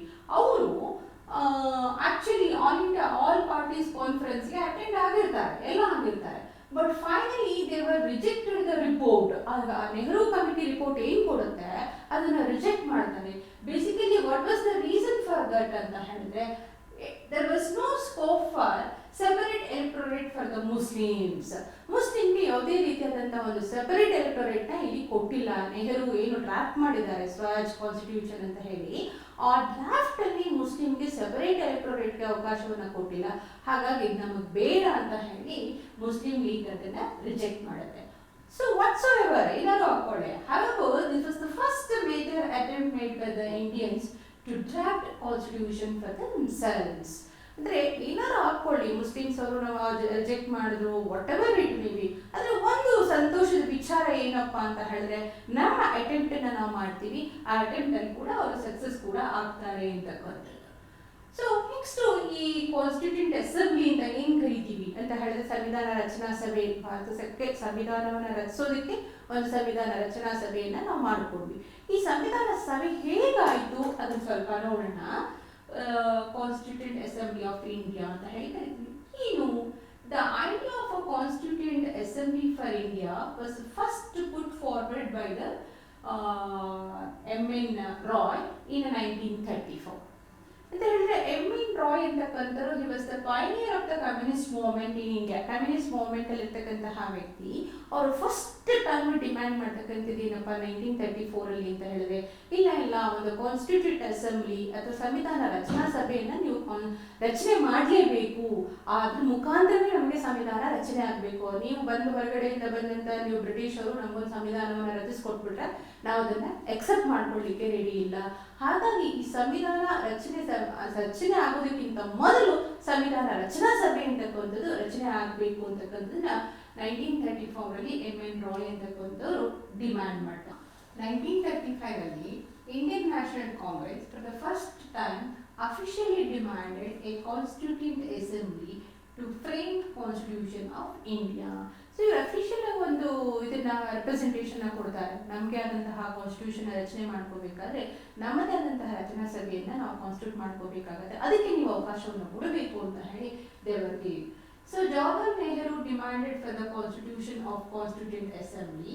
ಯಾವ್ದರ? It was elected on the basis of adult franchise. ಅಂದ್ರೆ ಈಗ ನಾವೇನು ಯೂನಿವರ್ಸಲ್ ಅಡಲ್ಟ್ ಫ್ರಾಂಚೈಸ್ ಅಂತ ಏನು ಮಾಡ್ತೀವಿ, ಎಲೆಕ್ಷನ್ ಮಾಡ್ತೇವೆ, ಸಾರ್ವತ್ರಿಕ ಮತದಾನ ಏನು ಮಾಡ್ತಾ ಇದೀವಿ, ಆ ರೀತಿ ಒಂದು ಸಾರ್ವತ್ರಿಕ ಮತದಾನವನ್ನ ಮಾಡೋದ್ರ ಮುಖಾಂತರ ಜನರನ್ನ ನಾವು ಆಯ್ಕೆ ಮಾಡಿಕೊಂಡು ಒಂದು ಸಂವಿಧಾನ ರಚನಾ ಸಭೆಯನ್ನ ಮಾಡ್ಕೊಳ್ಳಿಕ್ಕೆ ನಮಗೆ ಅವಕಾಶವನ್ನು ನೀಡಬೇಕು ಅಂತ ಹೇಳಿ he was demanded and to frame a constitution for India without interference of the Britishers. ಅದರಲ್ಲಿ ಬ್ರಿಟಿಷರ್ಸ್ ಯಾವುದೇ ಆದ ರೀತಿಯಾದಂಥ ಹಸ್ತಕ್ಷೇಪ ಇರಕೂಡದು ಅಂತಕ್ಕಂಥದ್ದು ಅವರ ಡಿಮ್ಯಾಂಡ್.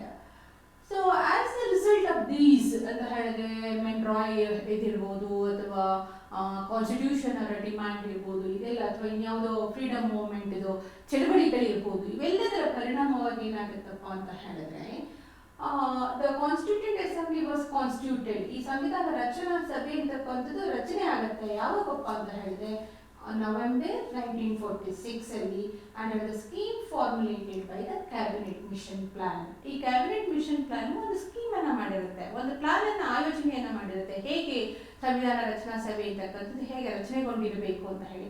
ಆ ಒಂದು ಸ್ಟ್ರಾಟಜಿ ಮೇಲೆ, ಆ ಒಂದು ಪ್ಲಾನ್ ಆಧಾರದ ಮೇಲೆ ಕಾನ್ಸ್ಟಿಟ್ಯೂಂಟ್ ಅಸೆಂಬ್ಲಿಯನ್ನ ಮಾಡ್ಕೊಳ್ತಾರೆ ಅಂತಕ್ಕಂಥದ್ದು.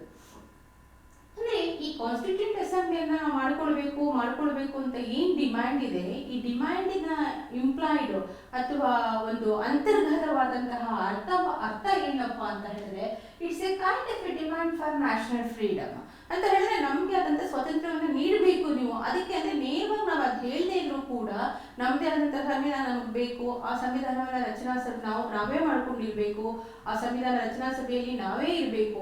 ಇದೆಲ್ಲ ಏನ್ ತೋರಿಸ್ತಾ ಇದೆಯಪ್ಪ ಅಂತ ಹೇಳಿದ್ರೆ it's a kind of implied demand for national freedom ಅಂತಕ್ಕಂಥದ್ದು ನಮ್ಗೆ ಗೊತ್ತಾಗುತ್ತೆ. And it is a kind of a task to mainly to end up the British rule and establish free India ಅಂತಕ್ಕಂಥದ್ದು ನಮಗೆ ಗೊತ್ತಾಗುತ್ತೆ.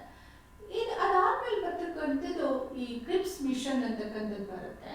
ಯಾವಾಗ ನಮಗೆ ನಮ್ಮದೇ ಆದಂತಹ ಕಾನ್ಸ್ಟಿಟ್ಯೂಂಟ್ ಅಸೆಂಬ್ಲಿ ಮಾಡಿಕೊಡ್ಬೇಕು ಅಂತ ಹೇಳಿ ಬ್ರಿಟಿಷ್ ನಾವು ಡಿಮ್ಯಾಂಡ್ ಮಾಡ್ತಾ ಇರ್ತೀವೋ, ಅದನ್ನ ಬ್ರಿಟಿಷ್ ಗವರ್ನಮೆಂಟ್ ಅಥಾರಿಟೇಟಿವ್ ಆಗಿ ಅಕ್ಸೆಪ್ಟ್ ಮಾಡ್ತಾರೆ. ಯಾವಾಗಪ್ಪ ಅಂತ ಹೇಳಿದ್ರೆ ಇನ್ ಮಾರ್ಚ್ 1942 ಅಲ್ಲಿ ಆಯಿತು, ಓಕೆ ನಿಮಗೆ ನಿಮ್ಮದೇ ಆದಂತಹ ಸಂವಿಧಾನ ರಚನಾ ಸಭೆಯನ್ನು ಮಾಡಿಕೊಡ್ಲಿಕ್ಕೆ ನಾವು ಅವಕಾಶವನ್ನು ಕೊಡ್ತೀವಿ ಅಂತ ಹೇಳಿ ಹೇಳಿದೆ. ಅದಕ್ಕೆ ಯಾರು ಮುಖಾಂತರ ಅದನ್ನು ಹೇಳ್ತಾರಪ್ಪ ಅಂತ ಹೇಳಿದ್ರೆ ಅದಕ್ಕೆ ಮುಂಚೆ ಒಂದು ಕ್ರಿಪ್ಸ್ ಮಿಷನ್ ಅಂತ ಹೇಳಿ ಒಂದು ಇದನ್ನ ಯೋಜನೆಯನ್ನ ಮಾಡ್ತಾರೆ. ಅಂದ್ರೆ ಬ್ರಿಟಿಷ್ ಗವರ್ನಮೆಂಟ್ ಏನ್ ಮಾಡುತ್ತಪ್ಪ ಅಂತ ಹೇಳಿದ್ರೆ ಸರ್ ಸ್ಟ್ಯಾನ್ಫೋರ್ಡ್ ಕ್ರಿಪ್ಸ್ ಅಂತ ಹೇಳಿ ಒಬ್ಬ ವ್ಯಕ್ತಿ ಇರ್ತಾರೆ. He was A member of British cabinet. British cabinet ಅಲ್ಲಿ ಇರ್ತಕ್ಕಂತಹ ವ್ಯಕ್ತಿ ಅವ್ರನ್ನ ಕಳಿಸ್ತಾರೆ ಇಂಡಿಯಾಗೆ. ಹೋಗಿ ನೀವು ಇಂಡಿಯನ್ ಜೊತೆ ಒಂದು ನೆಗೋಷಿಯೇಟ್ ಮಾಡಿ, ಅವ್ರ ಜೊತೆ ಒಂದು ಮಾತುಕತೆ ಮಾಡಿ ಹೋಗಿ ಅಂತ. ಏನ್ ಮಾತುಕತೆ ಮಾಡಿ ಅಂತ ಹೇಳಿದ್ರೆ ಆ ಟೈಮಲ್ಲಿ ಸೆಕೆಂಡ್ ವರ್ಲ್ಡ್ ವಾರ್ ನಡೀತಾ ಇರುತ್ತೆ. ಸೆಕೆಂಡ್ ವರ್ಲ್ಡ್ ವಾರ್ಗೆ ನೀವು ನಮಗೆ ಸಪೋರ್ಟ್ ಮಾಡಿದ್ರೆ, ನೀವು ಅಂತ ಹೇಳಿದ್ರೆ ಇಂಡಿಯನ್ಸಿಗೆ ಅವರು ಒಂದು ಪ್ರಪೋಸಲ್ ಕೊಡ್ತಾ ಇದ್ದಾರೆ. ಯಾರು ಕ್ರಿಪ್ಸ್ ಸರ್ ಸ್ಟ್ಯಾನ್ಫೋರ್ಡ್ ಕ್ರಿಪ್ಸ್ ಅಂತಕ್ಕಂಥವ್ರು as a representative of the British government ಇಂಡಿಯನ್ಸ್ಗೆ ಒಂದು ಇದನ್ನ ಕೊಡ್ತಾ ಇದ್ದಾರೆ, ನೆಗೋಷಿಯೇಟ್ ಮಾಡ್ತಾ ಇದ್ದಾರೆ. ಏನಂತ ಹೇಳಿದ್ರೆ ಪ್ರಪೋಸಲ್ ಕೊಡ್ತಾ ಇದ್ದಾರೆ. ಏನಪ್ಪ ಅಂತ ಹೇಳಿದ್ರೆ ನೀವು ನಮಗೆ ಸೆಕೆಂಡ್ ವರ್ಲ್ಡ್ ವಾರ್ ಅಲ್ಲಿ ನಮಗೆ ಸಪೋರ್ಟ್ ಮಾಡಿ, ವರ್ಲ್ಡ್ ವಾರ್ ಮುಗಿದ್ಮೇಲೆ ನಾವು ನಿಮಗೆ ನಿಮ್ಮದೇ ಆದಂತಹ ಸಂವಿಧಾನ ರಚನೆಯ ಸಭೆಯನ್ನ ಮಾಡ್ಕೊಳ್ಳಿಕ್ಕೆ ಅವಕಾಶವನ್ನ ಮಾಡ್ತೀವಿ, ಪ್ಲಸ್ ನಿಮಗೆ ಒಂದು ಡೊಮಿನಿಯನ್ ಸ್ಟೇಟಸ್ ಅನ್ನು ನಾವು ಮಾಡ್ಕೊಳ್ತೀವಿ, ನಿಮ್ಮದೇ ಆದಂತಹ ರೆಪ್ರೆಸೆಂಟೇಟಿವ್ ಗವರ್ನಮೆಂಟ್ ನ ಕಾನ್ಸ್ಟಿಟ್ಯೂಟ್ ಮಾಡ್ಕೊಳ್ಳಿಕ್ಕೂ ಕೂಡ ನಾವು ಅವಕಾಶವನ್ನ ಕೊಡ್ತೀವಿ ಅಂತ ಹೇಳಿ ಒಂದು ನೆಗೋಷಿಯೇಟ್ ಮಾಡ್ಲಿಕ್ಕೆ ಬರ್ತಾರೆ. ಇವರು ಪ್ರಪೋಸಲ್ ಎಲ್ಲ ಇಡ್ತಾರೆ. ಅಂದ್ರೆ ನೀವು ನಮ್ಗೆ ಸಪೋರ್ಟ್ ಮಾಡಿ ನಾವು ನಿಮ್ಗೆ ಇದನ್ನ ಮಾಡ್ತೀವಿ ಅಂತ ಹೇಳಿ ಇಷ್ಟು ಒಂದು, ಅದಕ್ಕೆ ನಾವು ಎಲ್ಲ ಕಡೆ ಪ್ರಪೋಸಲ್ಸ್ ಅಂತ ಹೇಳಿ ವರ್ಡ್ ಯೂಸ್ ಮಾಡ್ತೀವಿ. ಪ್ರಪೋಸಲ್ ನ ಮಾಡ್ತಾರೆ. But this proposal was rejected by the Congress complete ಆಗಿ ಈ ಪ್ರಪೋಸಲ್ ಅನ್ನ ರಿಜೆಕ್ಟ್ ಮಾಡುತ್ತೆ. Actually Mahatma Gandhi was accepted, ಅವ್ರು ಅಕ್ಸೆಪ್ಟ್ ಮಾಡ್ಕೊಳ್ಳಿಕ್ಕೆ ರೆಡಿ ಇರ್ತಾರೆ. But whole the Congress members not ready to accept this proposal. So as a result of this ಏನಾಗುತ್ತಪ್ಪ ಅಂತ ಹೇಳಿದ್ರೆ ಮಿಷನ್ ವಾಸ್ ಫೇಲ್ ಆಗುತ್ತೆ. ಯಾಕಂತ ಹೇಳಿದ್ರೆ ಬೋತ್ ಕಾಂಗ್ರೆಸ್ ಅಂಡ್ ಮುಸ್ಲಿಂ ಲೀಗ್ ಎರಡೂ ಕೂಡ ಈ ಪ್ರಪೋಸಲ್ ಅನ್ನ ಎಕ್ಸೆಪ್ಟ್ ಮಾಡ್ಕೊಳ್ಳೋದಿಲ್ಲ. ಹಾಗಾಗಿ ಈ ಕ್ಯಾಬಿನೆಟ್ ಮಿಷನ್ ಪ್ಲಾನ್ ಏನಿರುತ್ತೆ ಅದು ಫೇಲ್ ಆಗುತ್ತೆ. ಸಾರಿ, ಕ್ರಿಪ್ಸ್ ಮಿಷನ್ ಪ್ಲಾನ್ ಏನಿರುತ್ತೆ ಅದು ಫೇಲ್ ಆಗುತ್ತೆ. ಅದಾದ್ಮೇಲೆ ಬರ್ತಕ್ಕಂಥದ್ದು ಕ್ಯಾಬಿನೆಟ್ ಮಿಷನ್ ಪ್ಲಾನ್. ಏನ್ ನೋಡೋಣ ಕ್ಯಾಬಿನೆಟ್ ಮಿಷನ್ ಪ್ಲಾನ್ ಏನಾಗುತ್ತೆ ಅಂತ. So after the rejection of the CRIPS proposal, ಈ ಕ್ರಿಪ್ಸ್ ಪ್ರಪೋಸಲ್ನ ಇಂಡಿಯನ್ಸ್ ರಿಜೆಕ್ಟ್ ಮಾಡ್ತಾರೆ. ಸೊ ನಾವು ಸಪೋರ್ಟು ಮಾಡೋದಿಲ್ಲ, ಏನಿಲ್ಲ, ನಾವೀಗ ನಮ್ಮ ಭಾರತಕ್ಕೆ ಬೇಕಾದಂಥ ಸ್ವಾತಂತ್ರ್ಯಕ್ಕೆ ನಾವು ಹೋರಾಟವನ್ನು ಕಂಟಿನ್ಯೂ ಮಾಡ್ತೀವಿ ಅಂತ ಹೇಳೋದನ್ನ ರಿಜೆಕ್ಟ್ ಮಾಡ್ತಾರೆ. ಆಮೇಲೆ ಕ್ವಿಟ್ ಇಂಡಿಯಾ ಮೂವ್ಮೆಂಟ್, ಭಾರತವನ್ನು ಬಿಟ್ಟು ತೊಲಗಿ ಅಂತಕ್ಕಂತಹ ಏನು ಸ್ವಾತಂತ್ರ್ಯ ಹೋರಾಟ ಇರುತ್ತೆ ಅದು ಹಾಗೆ ಕಂಟಿನ್ಯೂ ಆಗ್ತಾ ಹೋಗುತ್ತೆ. ಆ್ಯಂಡ್ ಅವ್ರೇನು ಮಾಡ್ತಾರೆ, ಬ್ರಿಟಿಷರ್ಸ್ ಅವರು ಈ ಮುಸ್ಲಿಂ ಲೀಗ್ ಮತ್ತು ಇಂಡಿಯನ್ ನ್ಯಾಷನಲ್ ಕಾಂಗ್ರೆಸ್ ನಡುವೆ ಒಂದು ಹೊಂದಾಣಿಕೆಯನ್ನು ಮಾಡಲಿಕ್ಕೆ ಟ್ರೈ ಮಾಡ್ತಾರೆ. ಸೊ ಸಿಮ್ಲಾ ಕಾನ್ಫರೆನ್ಸ್ ಕೂಡ ನಡೆಯುತ್ತೆ 1945 ಸಿಮ್ಲಾ ಕಾನ್ಫರೆನ್ಸ್ ಕೂಡ ನಡೆಯುತ್ತೆ ಬಿಫೋರ್ ದಟ್. ಅಲ್ಲೂ ಕೂಡ ಅವ್ರು ಟ್ರೈ ಮಾಡ್ತಾರೆ ಈ ಮುಸ್ಲಿಂ ಲೀಗು ಮತ್ತು ಇಂಡಿಯನ್ ನ್ಯಾಷನಲ್ ಕಾಂಗ್ರೆಸ್ ಏನಿಂದ ಅವರ ನಡುವೆ ಒಂದು ಹೊಂದಾಣಿಕೆಯನ್ನು ತರಲಿಕ್ಕೆ ಆಗೋದಿಲ್ಲ, ಅದು ಸಾಧ್ಯ ಆಗೋದಿಲ್ಲ. ಸೊ ಹಾಗಾಗಿ ಏನಾಗುತ್ತಪ್ಪ ಅಂತ ಹೇಳಿದ್ರೆ ಇನ್ ಸೆಪ್ಟೆಂಬರ್ 1945 ಒಂದು ಮಹತ್ತರವಾದಂತಹ ಬದಲಾವಣೆ ಇಂಗ್ಲೆಂಡಲ್ಲಿ ಆಗಿರುತ್ತೆ. ಈ ಬದಲಾವಣೆ ಅಂತ ಹೇಳಿದ್ರೆ the newly elected labour government, ಅಂದ್ರೆ ಅಲ್ಲಿ ಎಲೆಕ್ಷನ್ ನಡೆದಿರುತ್ತೆ, ಲೇಬರ್ ಗವರ್ಮೆಂಟ್ ಆಡಳಿತ ಪಕ್ಷವಾಗಿ ಬಂದಿರುತ್ತೆ. ಅದೇನ್ ಮಾಡುತ್ತಪ್ಪ ಅಂತ ಹೇಳಿದ್ರೆ ಒಂದು ಇದನ್ನ ಎಕ್ಸ್ಪ್ರೆಸ್ ಮಾಡುತ್ತೆ, the intention of creating A constitute assembly for India that would frame the India's constitution. Okay, ನಿಮಗೆ ಆದಂತಹ ಒಂದು ಸಂವಿಧಾನ ರಚನಾ ಸಭೆಯನ್ನು ನೀವು ಮಾಡ್ಕೊಳ್ಳಿಕ್ಕೆ ನಾವು ಅವಕಾಶವನ್ನು ಕೊಡ್ತೀವಿ, ನಿಮಗೆ ಆದಂತಹ ಸಂವಿಧಾನವನ್ನ ನೀವು ರಚನೆ ಮಾಡಿಕೊಳ್ಬಹುದು ಅಂತ ಹೇಳಿ ಒಂದಿದನ್ನ 1947 ಎಲೆಕ್ಟೆಡ್ ಗವರ್ನಮೆಂಟ್, ಲೇಬರ್ ಗವರ್ನಮೆಂಟ್ ಇರುತ್ತೆ, ಅದು ಪ್ರಪೋಸಲ್ನ ಮಾಡುತ್ತೆ. ಸೊ ಹಾಗಾಗಿ ಏನ್ ಮಾಡ್ತಾರಪ್ಪ ಅಂತ ಹೇಳಿದ್ರೆ ಕ್ಯಾಬಿನೆಟ್ ಮಿಷನ್ ಅಂತಕ್ಕಂತಹ ಒಂದು ಇದನ್ನ ಕಾನ್ಸ್ಟಿಟ್ಯೂಟ್ ಮಾಡಿ ದೇ ವರ್ ಸೈನ್ ಟು ಇಂಡಿಯಾಗೆ ಸೈನ್ ಮಾಡ್ತಾರೆ ಇನ್ 1946 ಅಲ್ಲಿ. The mission had to deal with the two major obstacles. ಒಂದೇನಪ್ಪ ಅಂತ ಹೇಳಿದ್ರೆ ಟೂ ಮೇನ್ ಪೊಲಿಟಿಕಲ್ ಪಾರ್ಟೀಸ್ ಇರ್ತಾವಲ್ಲ, ಯಾವುದು ಒಂದು ಪೊಲಿಟಿಕಲ್ ಪಾರ್ಟೀಸ್ ಅನ್ನೋದಕ್ಕಿಂತ ಮೊದಲ ಕರೆಕ್ಟ್ ಆರ್ಗನೈಸೇಷನ್ ಆದರೂ ಕೂಡ ಈಗ ಒಂದು ರೀತಿ ಅವರು ಪೊಲಿಟಿಕಲ್ ಪವರ್ಗೆ ಹೋರಾಟವನ್ನು ಜೊತೆಯಾಗಿ ಇಡೋದ್ರಿಂದ ನಾವು ಈಗ ಪೊಲಿಟಿಕಲ್ ಪಾರ್ಟೀಸ್ ಅಂತ ಕರೆದ್ರೂ ತಪ್ಪಾಗಲಾರ್ದು. ಒಂದು ಮುಸ್ಲಿಂ ಲೀಗ್, ಮತ್ತೊಂದು ಇಂಡಿಯನ್ ನ್ಯಾಷನಲ್ ಕಾಂಗ್ರೆಸ್. ಇವೆರಡುಗಳ ಒಂದು ಸಮನ್ವಯನ ತರ್ತಕ್ಕಂಥದ್ದು ಅವರಿಗೆ ಮೇಜರ್ ಅಬ್ಸ್ಟಕಲ್ ಆಗಿಬಿಡುತ್ತೆ ಕ್ಯಾಬಿನೆಟ್ ಮಿಷನ್ಗೆ. ಅಂದರೆ ಈ ಇಂಡಿಯನ್ ನ್ಯಾಷನಲ್ ಕಾಂಗ್ರೆಸ್ ಮುಸ್ಲಿಂ ಲೀಗ್ಗೆ ಒಂದು ಫಂಡಮೆಂಟಲ್ ಡಿಫ್ರೆನ್ಸ್ ಏನಿರುತ್ತಪ್ಪ ಅಂತ ಹೇಳಿದ್ರೆ, Muslim League wanted the Muslim majority provinces of India to constitute separate sovereign state of Pakistan. ಎಲ್ಲೆಲ್ಲಿ ನಾವು ಮೇಜರ್ ಆಗಿ ಮುಸ್ಲಿಮ್ಸ್ ಇದೀವೋ ನಾವೆಲ್ಲ ನಮಗೆ ಆದಂತಹ ಅಂತಹ ಏರಿಯಾಗಳನ್ನ ನಮ್ಗೆ ಕೊಟ್ಬಿಡಿ, ನಮ್ಮದೇ ಆದಂತಹ ದೇಶವನ್ನ ನಾವು ರಚನೆಯನ್ನ ಮಾಡ್ಕೊಳ್ತೀವಿ ಅಂತಕ್ಕಂಥದ್ದು ಮುಸ್ಲಿಂ ಲೀಗ್ ಅವ್ರದ್ದು. ಆದರೆ ಕಾಂಗ್ರೆಸ್ ಅವ್ರು ಏನು ಹೇಳ್ತಾ ಇದ್ದಾರಪ್ಪ ಅಂತ ಹೇಳಿದ್ರೆ, no we wanted united India, Muslims Indians ಅಂತ ಹೇಳಿ ಆ ಥರ ಎಲ್ಲ ಭಾಗ ಮಾಡಬೇಡಿ, ಮೊದಲು ಹೇಗಿತ್ತು ಆಸ್ ಎ ಹೋಲ್ ಇಂಡಿಯಾ ಹಾಗೆ ನಮ್ಮದು ಒಂದು ಇಂಡಿಯಾವನ್ನು ರಚನೆ ಮಾಡ್ಕೊಳ್ಳಿಕ್ಕೆ ನಮ್ಗೆ ಅವಕಾಶವನ್ನು ಕೊಡಬೇಕು ಅಂತಕ್ಕಂಥದ್ದು ಇವರು. ಹಾಗಾಗಿ it was the major fundamental difference between these two parties. ನಾನು ಆಗಲೇ ಹೇಳಿದೆ, ಸಿಮ್ಲಾ ಕಾನ್ಫರೆನ್ಸಲ್ಲಿ ಅವರಿಬ್ಬರ ನಡುವೆ ಸಮನ್ವಯನ ತರಲಿಕ್ಕೆ ಟ್ರೈ ಮಾಡ್ತಾರೆ, ಸಾಧ್ಯ ಆಗೋದಿಲ್ಲ. ಹಾಗಾಗಿ ಈ ಕ್ಯಾಬಿನೆಟ್ ಮಿಷನ್ ಕೂಡ ಫೇಲ್ ಆಗಿಬಿಡುತ್ತೆ. ಹಾಗಾಗಿ it came out with own proposals. ಅದು ತನ್ನದೇ ಆದಂತಹ ಒಂದು ಅಂದರೆ ಏನು ಕ್ಯಾಬಿನೆಟ್ ಮಿಷನ್ ಅಂತ ರಿಪೋರ್ಟನ್ನ ಸಬ್ಮಿಟ್ ಮಾಡುತ್ತೆ, ತನ್ನದೇ ಆದಂತಹ ಪ್ರಪೋಸಲ್ಸ್. ಅದೇನಪ್ಪ ಅಂತ ಹೇಳಿದ್ರೆ, ಅಂದರೆ ಈ ಕ್ಯಾಬಿನೆಟ್ ಮಿಷನ್ ಕೂಡ rejected the separate constitute assembly and separate state for the Muslims. ಮುಸ್ಲಿಮ್ಗೆ ಸಪರೇಟ್ ಆದಂತಹ ಒಂದು ಕಾನ್ಸ್ಟಿಟ್ಯೂಂಟ್ ಅಸೆಂಬ್ಲಿ ಮಾಡ್ತಕ್ಕಂಥದ್ದು, ಅವರಿಗೆ ಸಪರೇಟ್ ಸ್ಟೇಟ್ ಕೊಡ್ತಕ್ಕಂಥದ್ದು ಸಾಧ್ಯ ಇಲ್ಲ. ಅದೇನಿದ್ರು ಇಂಡಿಯಾ ಹೇಗಿತ್ತು ಯುನೈಟ್ ಆಗಿ ಹಾಗೆ ಇರಬೇಕು ಅಂತಕ್ಕಂಥದ್ದು ಕ್ಯಾಬಿನೆಟ್ ಮಿಷನ್ ಪ್ಲಾನ್. ಹಾಗಾಗಿ ಅವರಿಬ್ಬರ ನಡುವೆ ಸಮನ್ವಯ ತರಕ್ಕೆ ಸಾಧ್ಯ ಆಗೋದಿಲ್ಲ. ಅದಾದ್ಮೇಲೆ ಅದ್ರ ತನ್ನದೇ ಆದಂತಹ ಒಂದು ರಿಪೋರ್ಟನ್ನು ಸಬ್ಮಿಟ್ ಮಾಡುತ್ತೆ ಕ್ಯಾಬಿನೆಟ್ ಮಿಷನ್ ಪ್ಲಾನ್. ಇದ್ರ ಜೊತೆಗೆ ಈ ಕ್ಯಾಬಿನೆಟ್ ಮಿಷನ್ ಪ್ಲಾನ್ ಏನಿರುತ್ತೆ ಅದು ಸಮ ಪ್ರೊಸೀಜರ್ನ ಡೀಟೇಲ್ಸ್ ಆಫ್ ಪ್ರೊಸೀಜರ್ನ ಹೇಳಿರುತ್ತೆ, ಲೈಟ್ ಡೌನ್ ಅಂತ ಕರಿತೀವಿ, ಹೇಳಿರುತ್ತೆ ಹೇಗೆ ಕಾನ್ಸ್ಟಿಟ್ಯೂಂಟ್ ಅಸೆಂಬ್ಲಿಯನ್ನು ಹ್ಯಾಗ್ ಮಾಡಬೇಕು ಅಂತಕ್ಕಂಥ. ಅದರ ಪ್ರಕಾರವಾಗಿ it is A combination of both elected members and nominated members ಅಂತ ಕರಿತೀವಿ.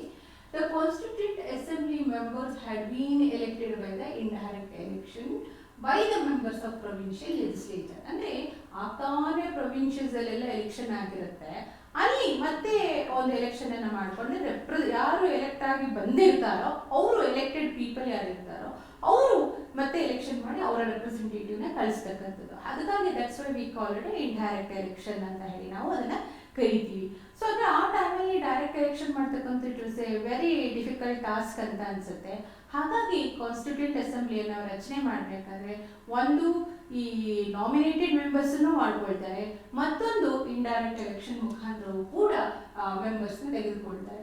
ಯಾಕೆ ಇಂಡೈರೆಕ್ಟ್ ಎಲೆಕ್ಷನ್ ಮಾಡ್ಕೊಂಡು ಮೆಂಬರ್ಸ್ ತೆಗೆದುಕೊಳ್ತಾರೆ ಅಂತ ಹೇಳಿದ್ರೆ, ಜಸ್ಟ್ 1946 ತಾನೇ ಆಲ್ ಪ್ರೊವಿನ್ಸಸ್ಗೆ ಲೆಜಿಸ್ಲೇಟಿವ್ ಅಸೆಂಬ್ಲೀಸ್ಗೆ, that is called a lower house ಅಂತ ಹೇಳಿ ಕರಿತೀವಿ, ತಾನೇ ಎಲೆಕ್ಷನ್ ಆಗಿರುತ್ತೆ. ಅದ್ರ ಮುಖಾಂತರ ಮೆಂಬರ್ಸ್ನ ಅವ್ರು ಪೂರ್ ಮಾಡ್ಕೊಳ್ತಾರೆ ಅಂತಕ್ಕಂಥದ್ದು. ಸೊ ಆ ಟೈಮಲ್ಲಿ ಏನಾಗುತ್ತೆ, ಲೀಗ್ ಏನು ಮುಸ್ಲಿಂ ಲೀಗ್ ಏನಿರುತ್ತೆ ಅದು ಕೂಡ ಎಲೆಕ್ಷನ್ ಜಾಯ್ನ್ ಆಗುತ್ತೆ. So election over all election ಆಗುತ್ತೆ. ಎಲೆಕ್ಷನ್ ಆದಮೇಲೆ ಎಷ್ಟು ಜನ ಅಂತ ಹೇಳಿದ್ರೆ, ಒಂದು ಕಾಂಗ್ರೆಸ್ 108 ಸೀಟನ್ನು ಗೆಲ್ಲುತ್ತೆ, ಮುಸ್ಲಿಮ್ಸ್ 73 ಸೀಟನ್ನು ಗೆಲ್ಲುತ್ತೆ. ಆದರೆ what happened after the election was over, the league members did not attend the first meeting of the Constituent Assembly on December 9th, 1946. Election ಎಲ್ಲ contest ಮಾಡುತ್ತೆ, 73 ಸೀಟು ಗೆಲ್ಲುತ್ತೆ ಇಲ್ಲ. ಇನ್ ದ ಮೀನ್ ಟೈಮ್ ಅವ್ರು ನಮ್ಮದೇ ಆದಂತಹ constituent assembly ಮಾಡ್ಕೊಳ್ಬೇಕು, ನಮಗೆ ಆದಂತಹ ಬೇರೆ ದೇಶವನ್ನು ನೀವು ರಚನೆ ಮಾಡ್ಕೊಳ್ಳಿಕ್ಕೆ ಅವಕಾಶ ಕೊಡಬೇಕು ಅಂತಕ್ಕಂಥ ಹೆಬ್ಬಯಕೆ ಇನ್ನೂ ಜಾಸ್ತಿ ಆಗಿ ಅವ್ರು ಏನು ಮಾಡ್ತಾರೆ ಅಂತ ಹೇಳಿದ್ರೆ, ಈ constituent assembly first time meet ಮಾಡಲಿಕ್ಕೆ ಒಂದು ಅರೇಂಜ್ ಮಾಡಿರ್ತಾರಲ್ಲ, ಸಿಟ್ ಓವರ್ ಅಂದರೆ ಕೂತ್ಕೊಳ್ತಾರಲ್ಲ, ಅಲ್ಲಿ ಎಂಟೈರ್ 73 ಮೆಂಬರ್ಸ್ ಅಬ್ಸೆಂಟ್ ಆಗಿರ್ತಾರೆ, ಬಾಯ್ಕಟ್ ಮಾಡ್ತಾರೆ, ಯಾರು ಕೂಡ ಅದನ್ನ ಅಟೆಂಡ್ ಮಾಡಿರೋದು. ಅಂದ್ರೆ ಈ ಯಾವಾಗ ಈ Muslim League refuse to cooperate with Congress, ಅಂದ್ರೆ ನಮ್ಮ ಈ ಪಾರ್ಟಿ ಜೊತೆ ಅವರು ಒಂದು ಕೋಆಪರೇಷನ್ಗೆ ಒಪ್ಪಲ್ವೋ, ಅವಾಗ ಏನಾಗುತ್ತೆ, ಎಲ್ಲ ಕಡೆ ಮುಸ್ಲಿಂ ಹಿಂದೂಸ್ ನಡುವೆ ಒಂದು ದೊಂಬಿ ಗಲಾಟೆ ಎಲ್ಲ ಶುರು ಆಗ್ಬಿಡುತ್ತೆ. and Muslims have been mandated for separate constituent assembly for the Muslims in India. Okay. ಅಂದರೆ ಈ ಟೈಮಲ್ಲಿ ಏನಾಗುತ್ತೆ ಅಂದರೆ for the first time the British government intervened and acknowledged for the first time the possibility of the two constituent assemblies and two states. ಅಂತ ಹೇಳಿದ್ರೆ India Britishers ಅನ್ಸುತ್ತೆ ಸಾಧ್ಯನೇ ಇಲ್ಲ, ಇವರಿಬ್ಬರನ್ನೂ ಒಟ್ಟಿಗೆ ರಾಜಿ ಮಾಡಿಸ್ಲಿಕ್ಕೆ ಸಾಧ್ಯ ಇಲ್ಲ, ಒಟ್ಟಿಗೆ ಮಾಡಲಿಕ್ಕೆ ಸಾಧ್ಯ ಇಲ್ಲ. ಅವ್ರಿಗೂ ಕೂಡ ಬ್ರಿಟಿಷರ್ಸ್ಗೆ ಭಾರತವನ್ನು ಬಿಟ್ಟು ಹೋಗೋ ಸಮಯದಲ್ಲಿ ಭಾರತವನ್ನು ಒಡೆದು ಹೋಗಬೇಕು, ಒಂದು ಪಾಕಿಸ್ತಾನ ಒಂದು ಇಂಡಿಯಾ ಮಾಡಬೇಕು ಅಂತಕ್ಕಂಥ ಮನಸ್ಸಿರೋದಿಲ್ಲ. ಅದಕ್ಕಾಗಿ ಅವ್ರ ಕ್ಯಾಬಿನೆಟ್ ಮಿಷನ್ ಪ್ಲಾನಲ್ಲಿ ಆ ಒಂದು ಮುಸ್ಲಿಂ ಪ್ರಪೋಸಲನ್ನು ಅಥವಾ ಮುಸ್ಲಿಂ ಡಿಮ್ಯಾಂಡ್ ಏನಿರುತ್ತೆ ಅದನ್ನು ರಿಜೆಕ್ಟ್ ಮಾಡಿಬಿಟ್ಟು ಕಂಪ್ಲೀಟ್ ಆಗಿ ಆ ಥರ ಕೊಡ್ಲಿಕ್ಕಾಗೋದಿಲ್ಲ, India means it's a unite ಅಂತ ಹೇಳಿ ಒಂದು ರಿಪೋರ್ಟನ್ನು ಸಬ್ಮಿಟ್ ಮಾಡಿಬಿಡ್ತಾರೆ. ಅಂದರೆ ಆ ಟೈಮಲ್ಲಿ ಹೋಗೋ ಕೊನೆಗಳ ಟೈಮಲ್ಲಿ ಅವರಿಗೆ ಆ ಒಂದು ಇಂಡಿಯಾವನ್ನು ಒಡೆಯತಕ್ಕಂತಹ ಇಚ್ಛೆ ಇರೋದಿಲ್ಲ.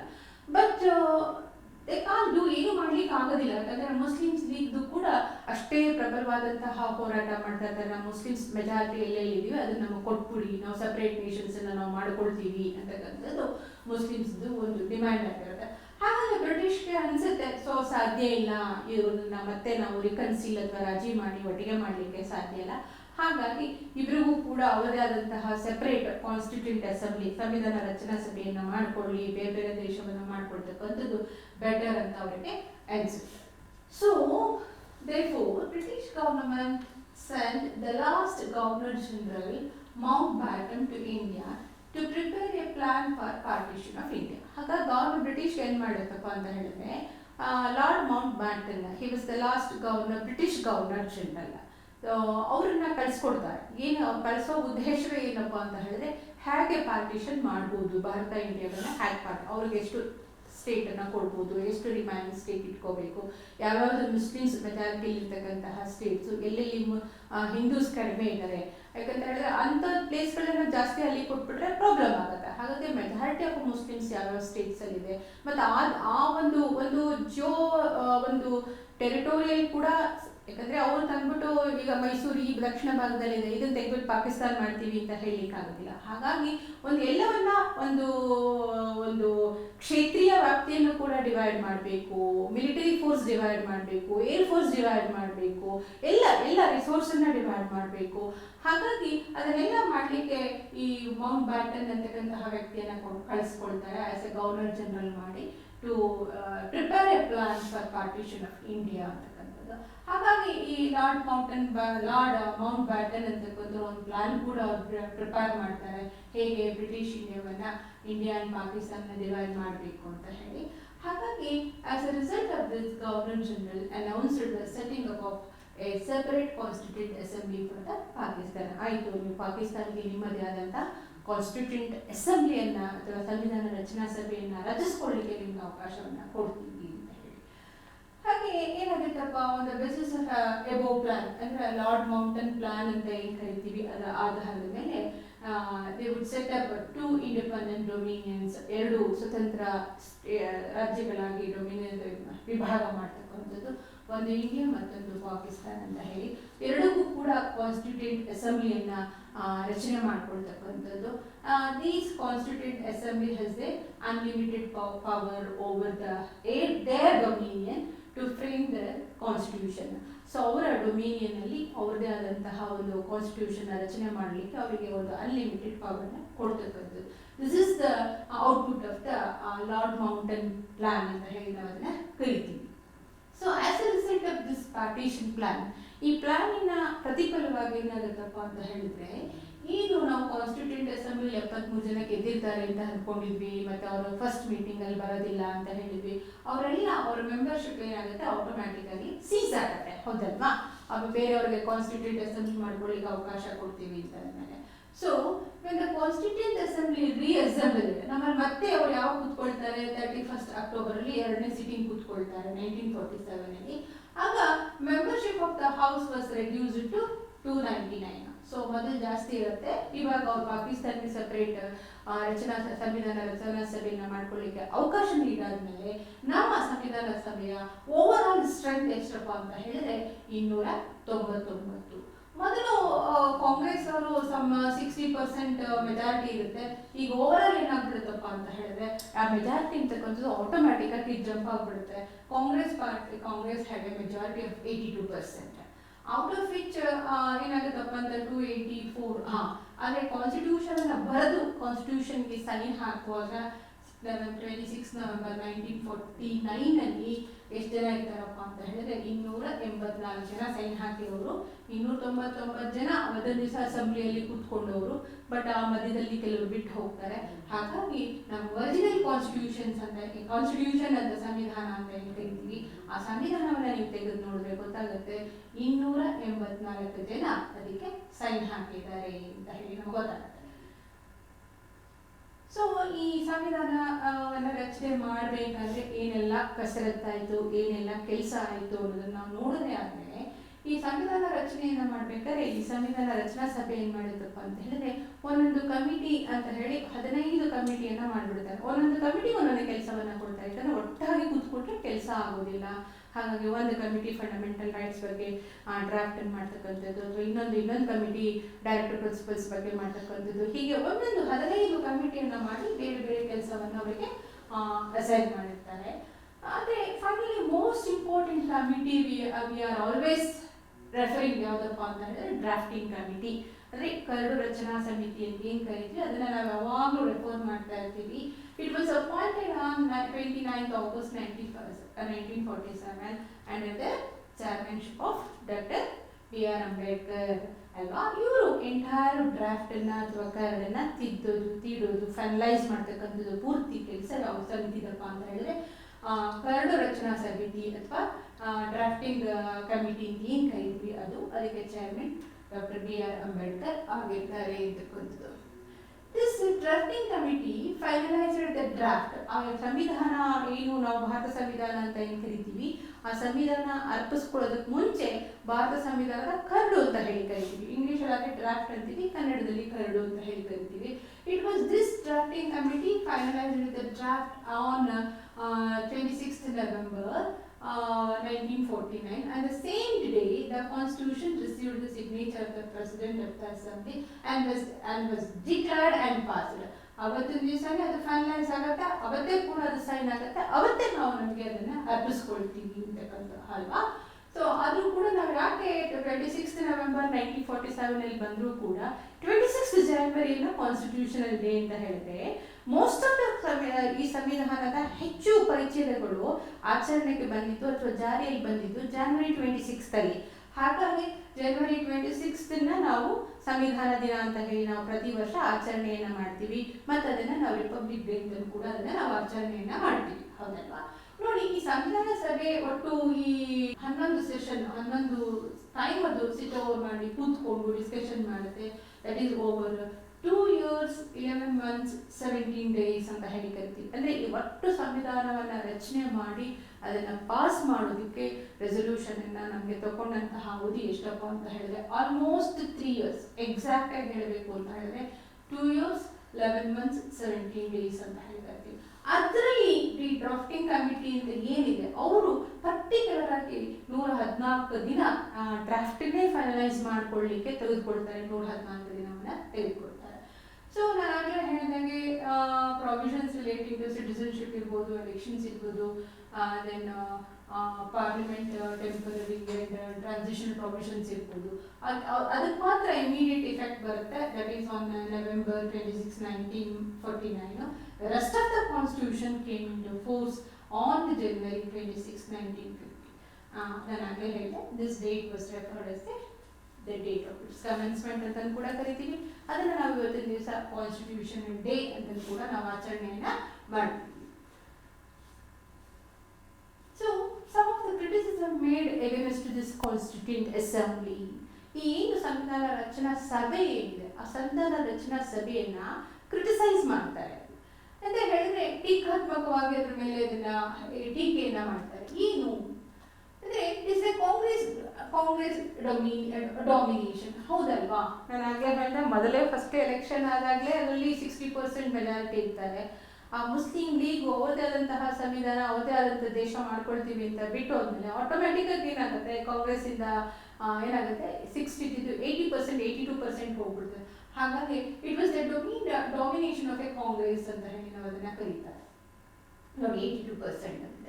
It was criticized, whole ಸಂವಿಧಾನ ಸಭೆ, it is in a monopolized, or it is the majority of the people are in the ಸಂವಿಧಾನ ರಚನಾ ಸಭೆಯಲ್ಲಿ ಇರ್ತಕ್ಕಂಥವ್ರು ಕಾಂಗ್ರೆಸ್ ಪಾರ್ಟಿಗೆ ಸಂಬಂಧ, ಇದು ಸಿಂಗಲ್ ಪಾರ್ಟಿ ಆದಂತಹದ್ದು ಅಂತ ಹೇಳಿ ಒಂದು ಕ್ರಿಟಿಸಿಸಮ್ ಅನ್ನ ಮಾಡ್ತಾರೆ. ಇದ್ರ ಜೊತೆಗೆ ಏನಪ್ಪಾ ಅಂತ ಹೇಳಿದ್ರೆ ಇದನ್ನ was it A sovereign assembly, ಇದನ್ನೊಂದು ಸಾವರಿನ್ ಅಸೆಂಬ್ಲಿ ಅಂತ, ಸಾರ್ವಭೌಮತ್ವದ ಅಸೆಂಬ್ಲಿ ಅಂತ ಕರೀಲಿಕ್ಕೆ ಆಗತ್ತಾ ನೀವು ಅಂತ ಪ್ರಶ್ನೆ ಉದ್ಭವ ಆಗುತ್ತೆ. ಯಾಕಂತ ಹೇಳಿದ್ರೆ ಈ ಕಾನ್ಸ್ಟಿಟ್ಯೂಂಟ್ ಅಸೆಂಬ್ಲಿ ಅಂತಕ್ಕಂಥದ್ದು ಕ್ರಿಯೇಟ್ ಆಗಿದ್ದು, ಅದನ್ನ ಮಾಡ್ಕೊಟ್ಟಿದ್ಯಾರು? ಬ್ರಿಟಿಷ್ ಗವರ್ನಮೆಂಟ್ ಅಲ್ವಾ. ಯಾಕಂದ್ರೆ 1946 ನಮಗೆ ಭಾರತ ಸಂವಿಧಾನ ಇನ್ನೂ ಸ್ವಾತಂತ್ರ್ಯನೇ ಬಂದಿರಲಿಲ್ಲ. ಆ ಟೈಮಲ್ಲೇ ಕಾನ್ಸ್ಟಿಟ್ಯೂಂಟ್ ಅಸೆಂಬ್ಲಿ ನಮಗೆ ಕ್ರಿಯೇಟ್ ಆಗುತ್ತೆ. ಸೊ ಹಾಗಾಗಿ ಕಾನ್ಸ್ಟಿಟ್ಯೂಂಟ್ ಅಸೆಂಬ್ಲಿಯನ್ನ ನೀವು ಬೇಕು ಅಂದ್ಕೊಂಡಿದ್ದು ಮಾಡ್ಕೊಂಡಿದ್ದೆಲ್ಲ ಇದರಲ್ಲಿ, ಹಾಗಾಗಿ ಇದನ್ನ ಸಾವರಿನ್ ಬಾಡಿ ಅಂತ ಕರೀಲಿಕ್ಕೆ ಸಾಧ್ಯ ಇಲ್ಲ. It was created by the Britishers ಅಂತ ಹೇಳಿ ಕರೀತಾರೆ. ಆಮೇಲೆ ಇದನ್ನ ಹಿಂದೂ ಡಾಮಿನೇಟೆಡ್ ಬಾಡಿ ಅಂತ ಕೂಡ ಇದನ್ನ ಕ್ರಿಟಿಸೈಸ್ ಮಾಡ್ತಾರೆ. ಯಾಕಂದ್ರೆ most of the members are Hindus, ಹಾಗಾಗಿ ಹಿಂದೂ ಡಾಮಿನೇಟ್ ಬಾಡಿ ಅಂತ ಹೇಳಿ ಕರೀತಾರೆ. And it is an unrepresentative body. ಯಾಕೆ ಅನ್ರೆಪ್ರೆಸೆಂಟೇಟಿವ್ ಬಾಡಿ ಅಂತ ಹೇಳಿ ಕರೀತಾರೆ ಅಂತ ಹೇಳಿದ್ರೆ, ಫಸ್ಟ್ ಏನ್ ಹೇಳ್ತಾರೆ ನೆಹರು ಅವರು, ಇಲ್ಲ ನಾವು ಕಾನ್ಸ್ಟಿಟ್ಯೂಂಟ್ ಅಸೆಂಬ್ಲಿಯನ್ನ ಯೂನಿವರ್ಸಲ್ ಅಡಲ್ಟ್ ಫ್ರಾಂಚೈಸ್ ಮುಖಾಂತರ ನಾವು ಮಾಡಬೇಕು ಅಂತಿದ್ದೀವಿ, ದಟ್ ಈಸ್ ಅವರ್ ಡಿಮ್ಯಾಂಡ್ ಅಂತ ಹೇಳಿ ಡಿಮ್ಯಾಂಡ್ ಮಾಡಿರ್ತಾರೆ. ಆದರೆ at the time of making the constituent assembly, it was not possible to conduct an election. Constituent assembly ಮಾಡೋ ಟೈಮಲ್ಲಿ ಅವ್ರಿಗೆ ಎಲೆಕ್ಷನ್ ಮಾಡ್ಲಿಕ್ಕೆ ಆಗೋದು ಇಲ್ಲ, ಯೂನಿವರ್ಸಲ್ ಅಡಲ್ಟ್ ಫ್ರಾಂಚೈಸ್ ಮೇಲೆ ಅವರು ರಚನೆಯನ್ನ ಮಾಡ್ಕೊಳ್ಳೋದು ಇಲ್ಲ. ನಾನು ಆಗ್ಲೇ ಹೇಳಿದಾಗೆ ಆಗ್ತಾನೆ ಜಸ್ಟ್ 1946 ಅಲ್ಲಿ ಪ್ರೊವಿನ್ಷಿಯಸ್ಗೆಲ್ಲ ಎಲೆಕ್ಷನ್ ಆಗಿರುತ್ತೆ. ಅಲ್ಲಿ ಯಾರು ಗೆದ್ದು ಬಂದಿರ್ತಾರೆ ಅವರಲ್ಲಿ ಮತ್ತೆ ಒಬ್ಬರನ್ನ ರೆಪ್ರೆಸೆಂಟ್ ಮಾಡ್ಕೊಳ್ತಾರೆ, ಅವ್ರು ಮತ್ತೆ ವೋಟ್ ಹಾಕಿ ಅವ್ರ ಮುಖ, ಯಾಕಂದ್ರೆ ಇಂಡೈರೆಕ್ಟ್ ಎಲೆಕ್ಷನ್. ಹಾಗಾಗಿ it is not a representative body, it is an unrepresentative body ಅಂತಕ್ಕಂಥದ್ದು ಒಂದು. ಎರಡನೇದೇನಪ್ಪ ಅಂತ ಹೇಳಿದ್ರೆ there was no direct election, ಯಾವುದೇ ರೀತಿಯಾದಂತಹ direct election, universal adult franchise ಇರಲಿಲ್ಲ. ಹಾಗಾಗಿ this committee did not to reflect the aspirations of the mass ಅಂತ ಹೇಳಿದೆ. ಇನ್ನು ಈ ಪಬ್ಲಿಕ್ ಮಾಸ್ ಏನಿದೆ, ಅವರ ಆಸ್ಪಿರೇಷನ್ಸ್ ಇದೆ, ಅದನ್ನ ರೆಪ್ರೆಸೆಂಟ್ ಮಾಡ್ತಕ್ಕಂತಹ ಒಂದು ಕಮಿಟಿ ಇದಲ್ಲ ಅಂತಕ್ಕಂಥದ್ದು ಒಂದು ಕ್ರಿಟಿಸಿಸಮ್ ಅಥವಾ ಟೀಕೆ. ಅಂದ್ರೆ ದಿಸ್ ಕಾನ್ಸ್ಟಿಟ್ಯೂಂಟ್ ಅಸೆಂಬ್ಲಿ ಅಥವಾ ಸಂವಿಧಾನ ರಚನಾ ಸಭೆ ಅಂತ ಏನ್ ಕರಿತೀವಿ, it was dominated by the legal luminaries. ಅಂದ್ರೆ most of the members are law background ಇರ್ತಕ್ಕಂಥವ್ರು, ಅಂದ್ರೆ they are coming from the discipline of the law. ಹಾಗಾಗಿ this is dominated by the legal luminaries ಅಂತ ಹೇಳ್ತಾರೆ. ಹಾಗಾಗಿ ಇನ್ನೂ ಒಂದು ಹೇಳ್ತಾರೆ, it's a paradise of lawyers ಅಂತ ಕೂಡ. Constituent assembly was a lawyers paradise ಅಂತ ಕೂಡ ಅದನ್ನ ಕ್ರಿಟಿಸೈಸ್ ಮಾಡ್ತಾರೆ.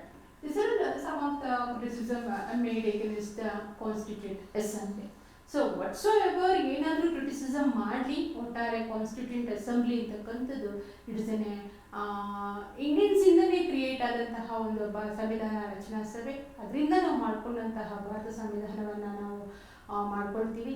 ಅದು ನವೆಂಬರ್ 26, 1949 ನಾವು ಅರ್ಪಣೆಯನ್ನು ಮಾಡ್ಕೊಳ್ತೀವಿ. ಯಾಕಂದರೆ ಸಾವರೆಂಟಿ ಎಲ್ಲಿದೆ ಅಂತ ಹೇಳಿದ್ರೆ, ನಮ್ಮ ಆಸ್ ಪರ್ ಡೆಮೋಕ್ರೆಟಿಕ್ ಸ್ಟೇಟ್, ಅಂದರೆ ಈ ಪ್ರಜಾಪ್ರಭುತ್ವ ರಾಷ್ಟ್ರ ಅಂತ ಏನು ಕರಿತೀವಿ, ಇಲ್ಲಿ ಸಾವರೆಂಟಿ ಎಲ್ಲಿದೆಯಪ್ಪ, ಇಲ್ಲಿ ಒಂದು ಸಾರ್ವಭೌಮತ್ವ ಎಲ್ಲಿದೆ ಅಂತ ಹೇಳಿದ್ರೆ ಜನರ ಹತ್ರ ಇದೆ. ಸೊ ನಾವು ವೋಟ್ ಹಾಕಿ ಅವರನ್ನು ಎಲ್ಲರೂ ಕೂತ್ಕೊಂಡು ಆಡಳಿತವನ್ನು ಮಾಡ್ಲಿಕ್ಕೆ ಆಗಲ್ಲ ಅಂತ ಹೇಳಿ ನಮ್ಮ ರೆಪ್ರೆಸೆಂಟೇಟಿವ್ನ ಕಳಿಸ್ತೀವಿ. ಹಾಗಾಗಿ ಸಾವರೆಂಟಿ ಲೆಫ್ಟ್ ವಿತ್ ದ ಪೀಪಲ್ ಅಂತ ಹೇಳಿ ಕರಿತೀವಿ, ಜನರ ಹತ್ರ ಇದೆ ಅಂತ ಹೇಳಿ ಕರಿತೀವಿ.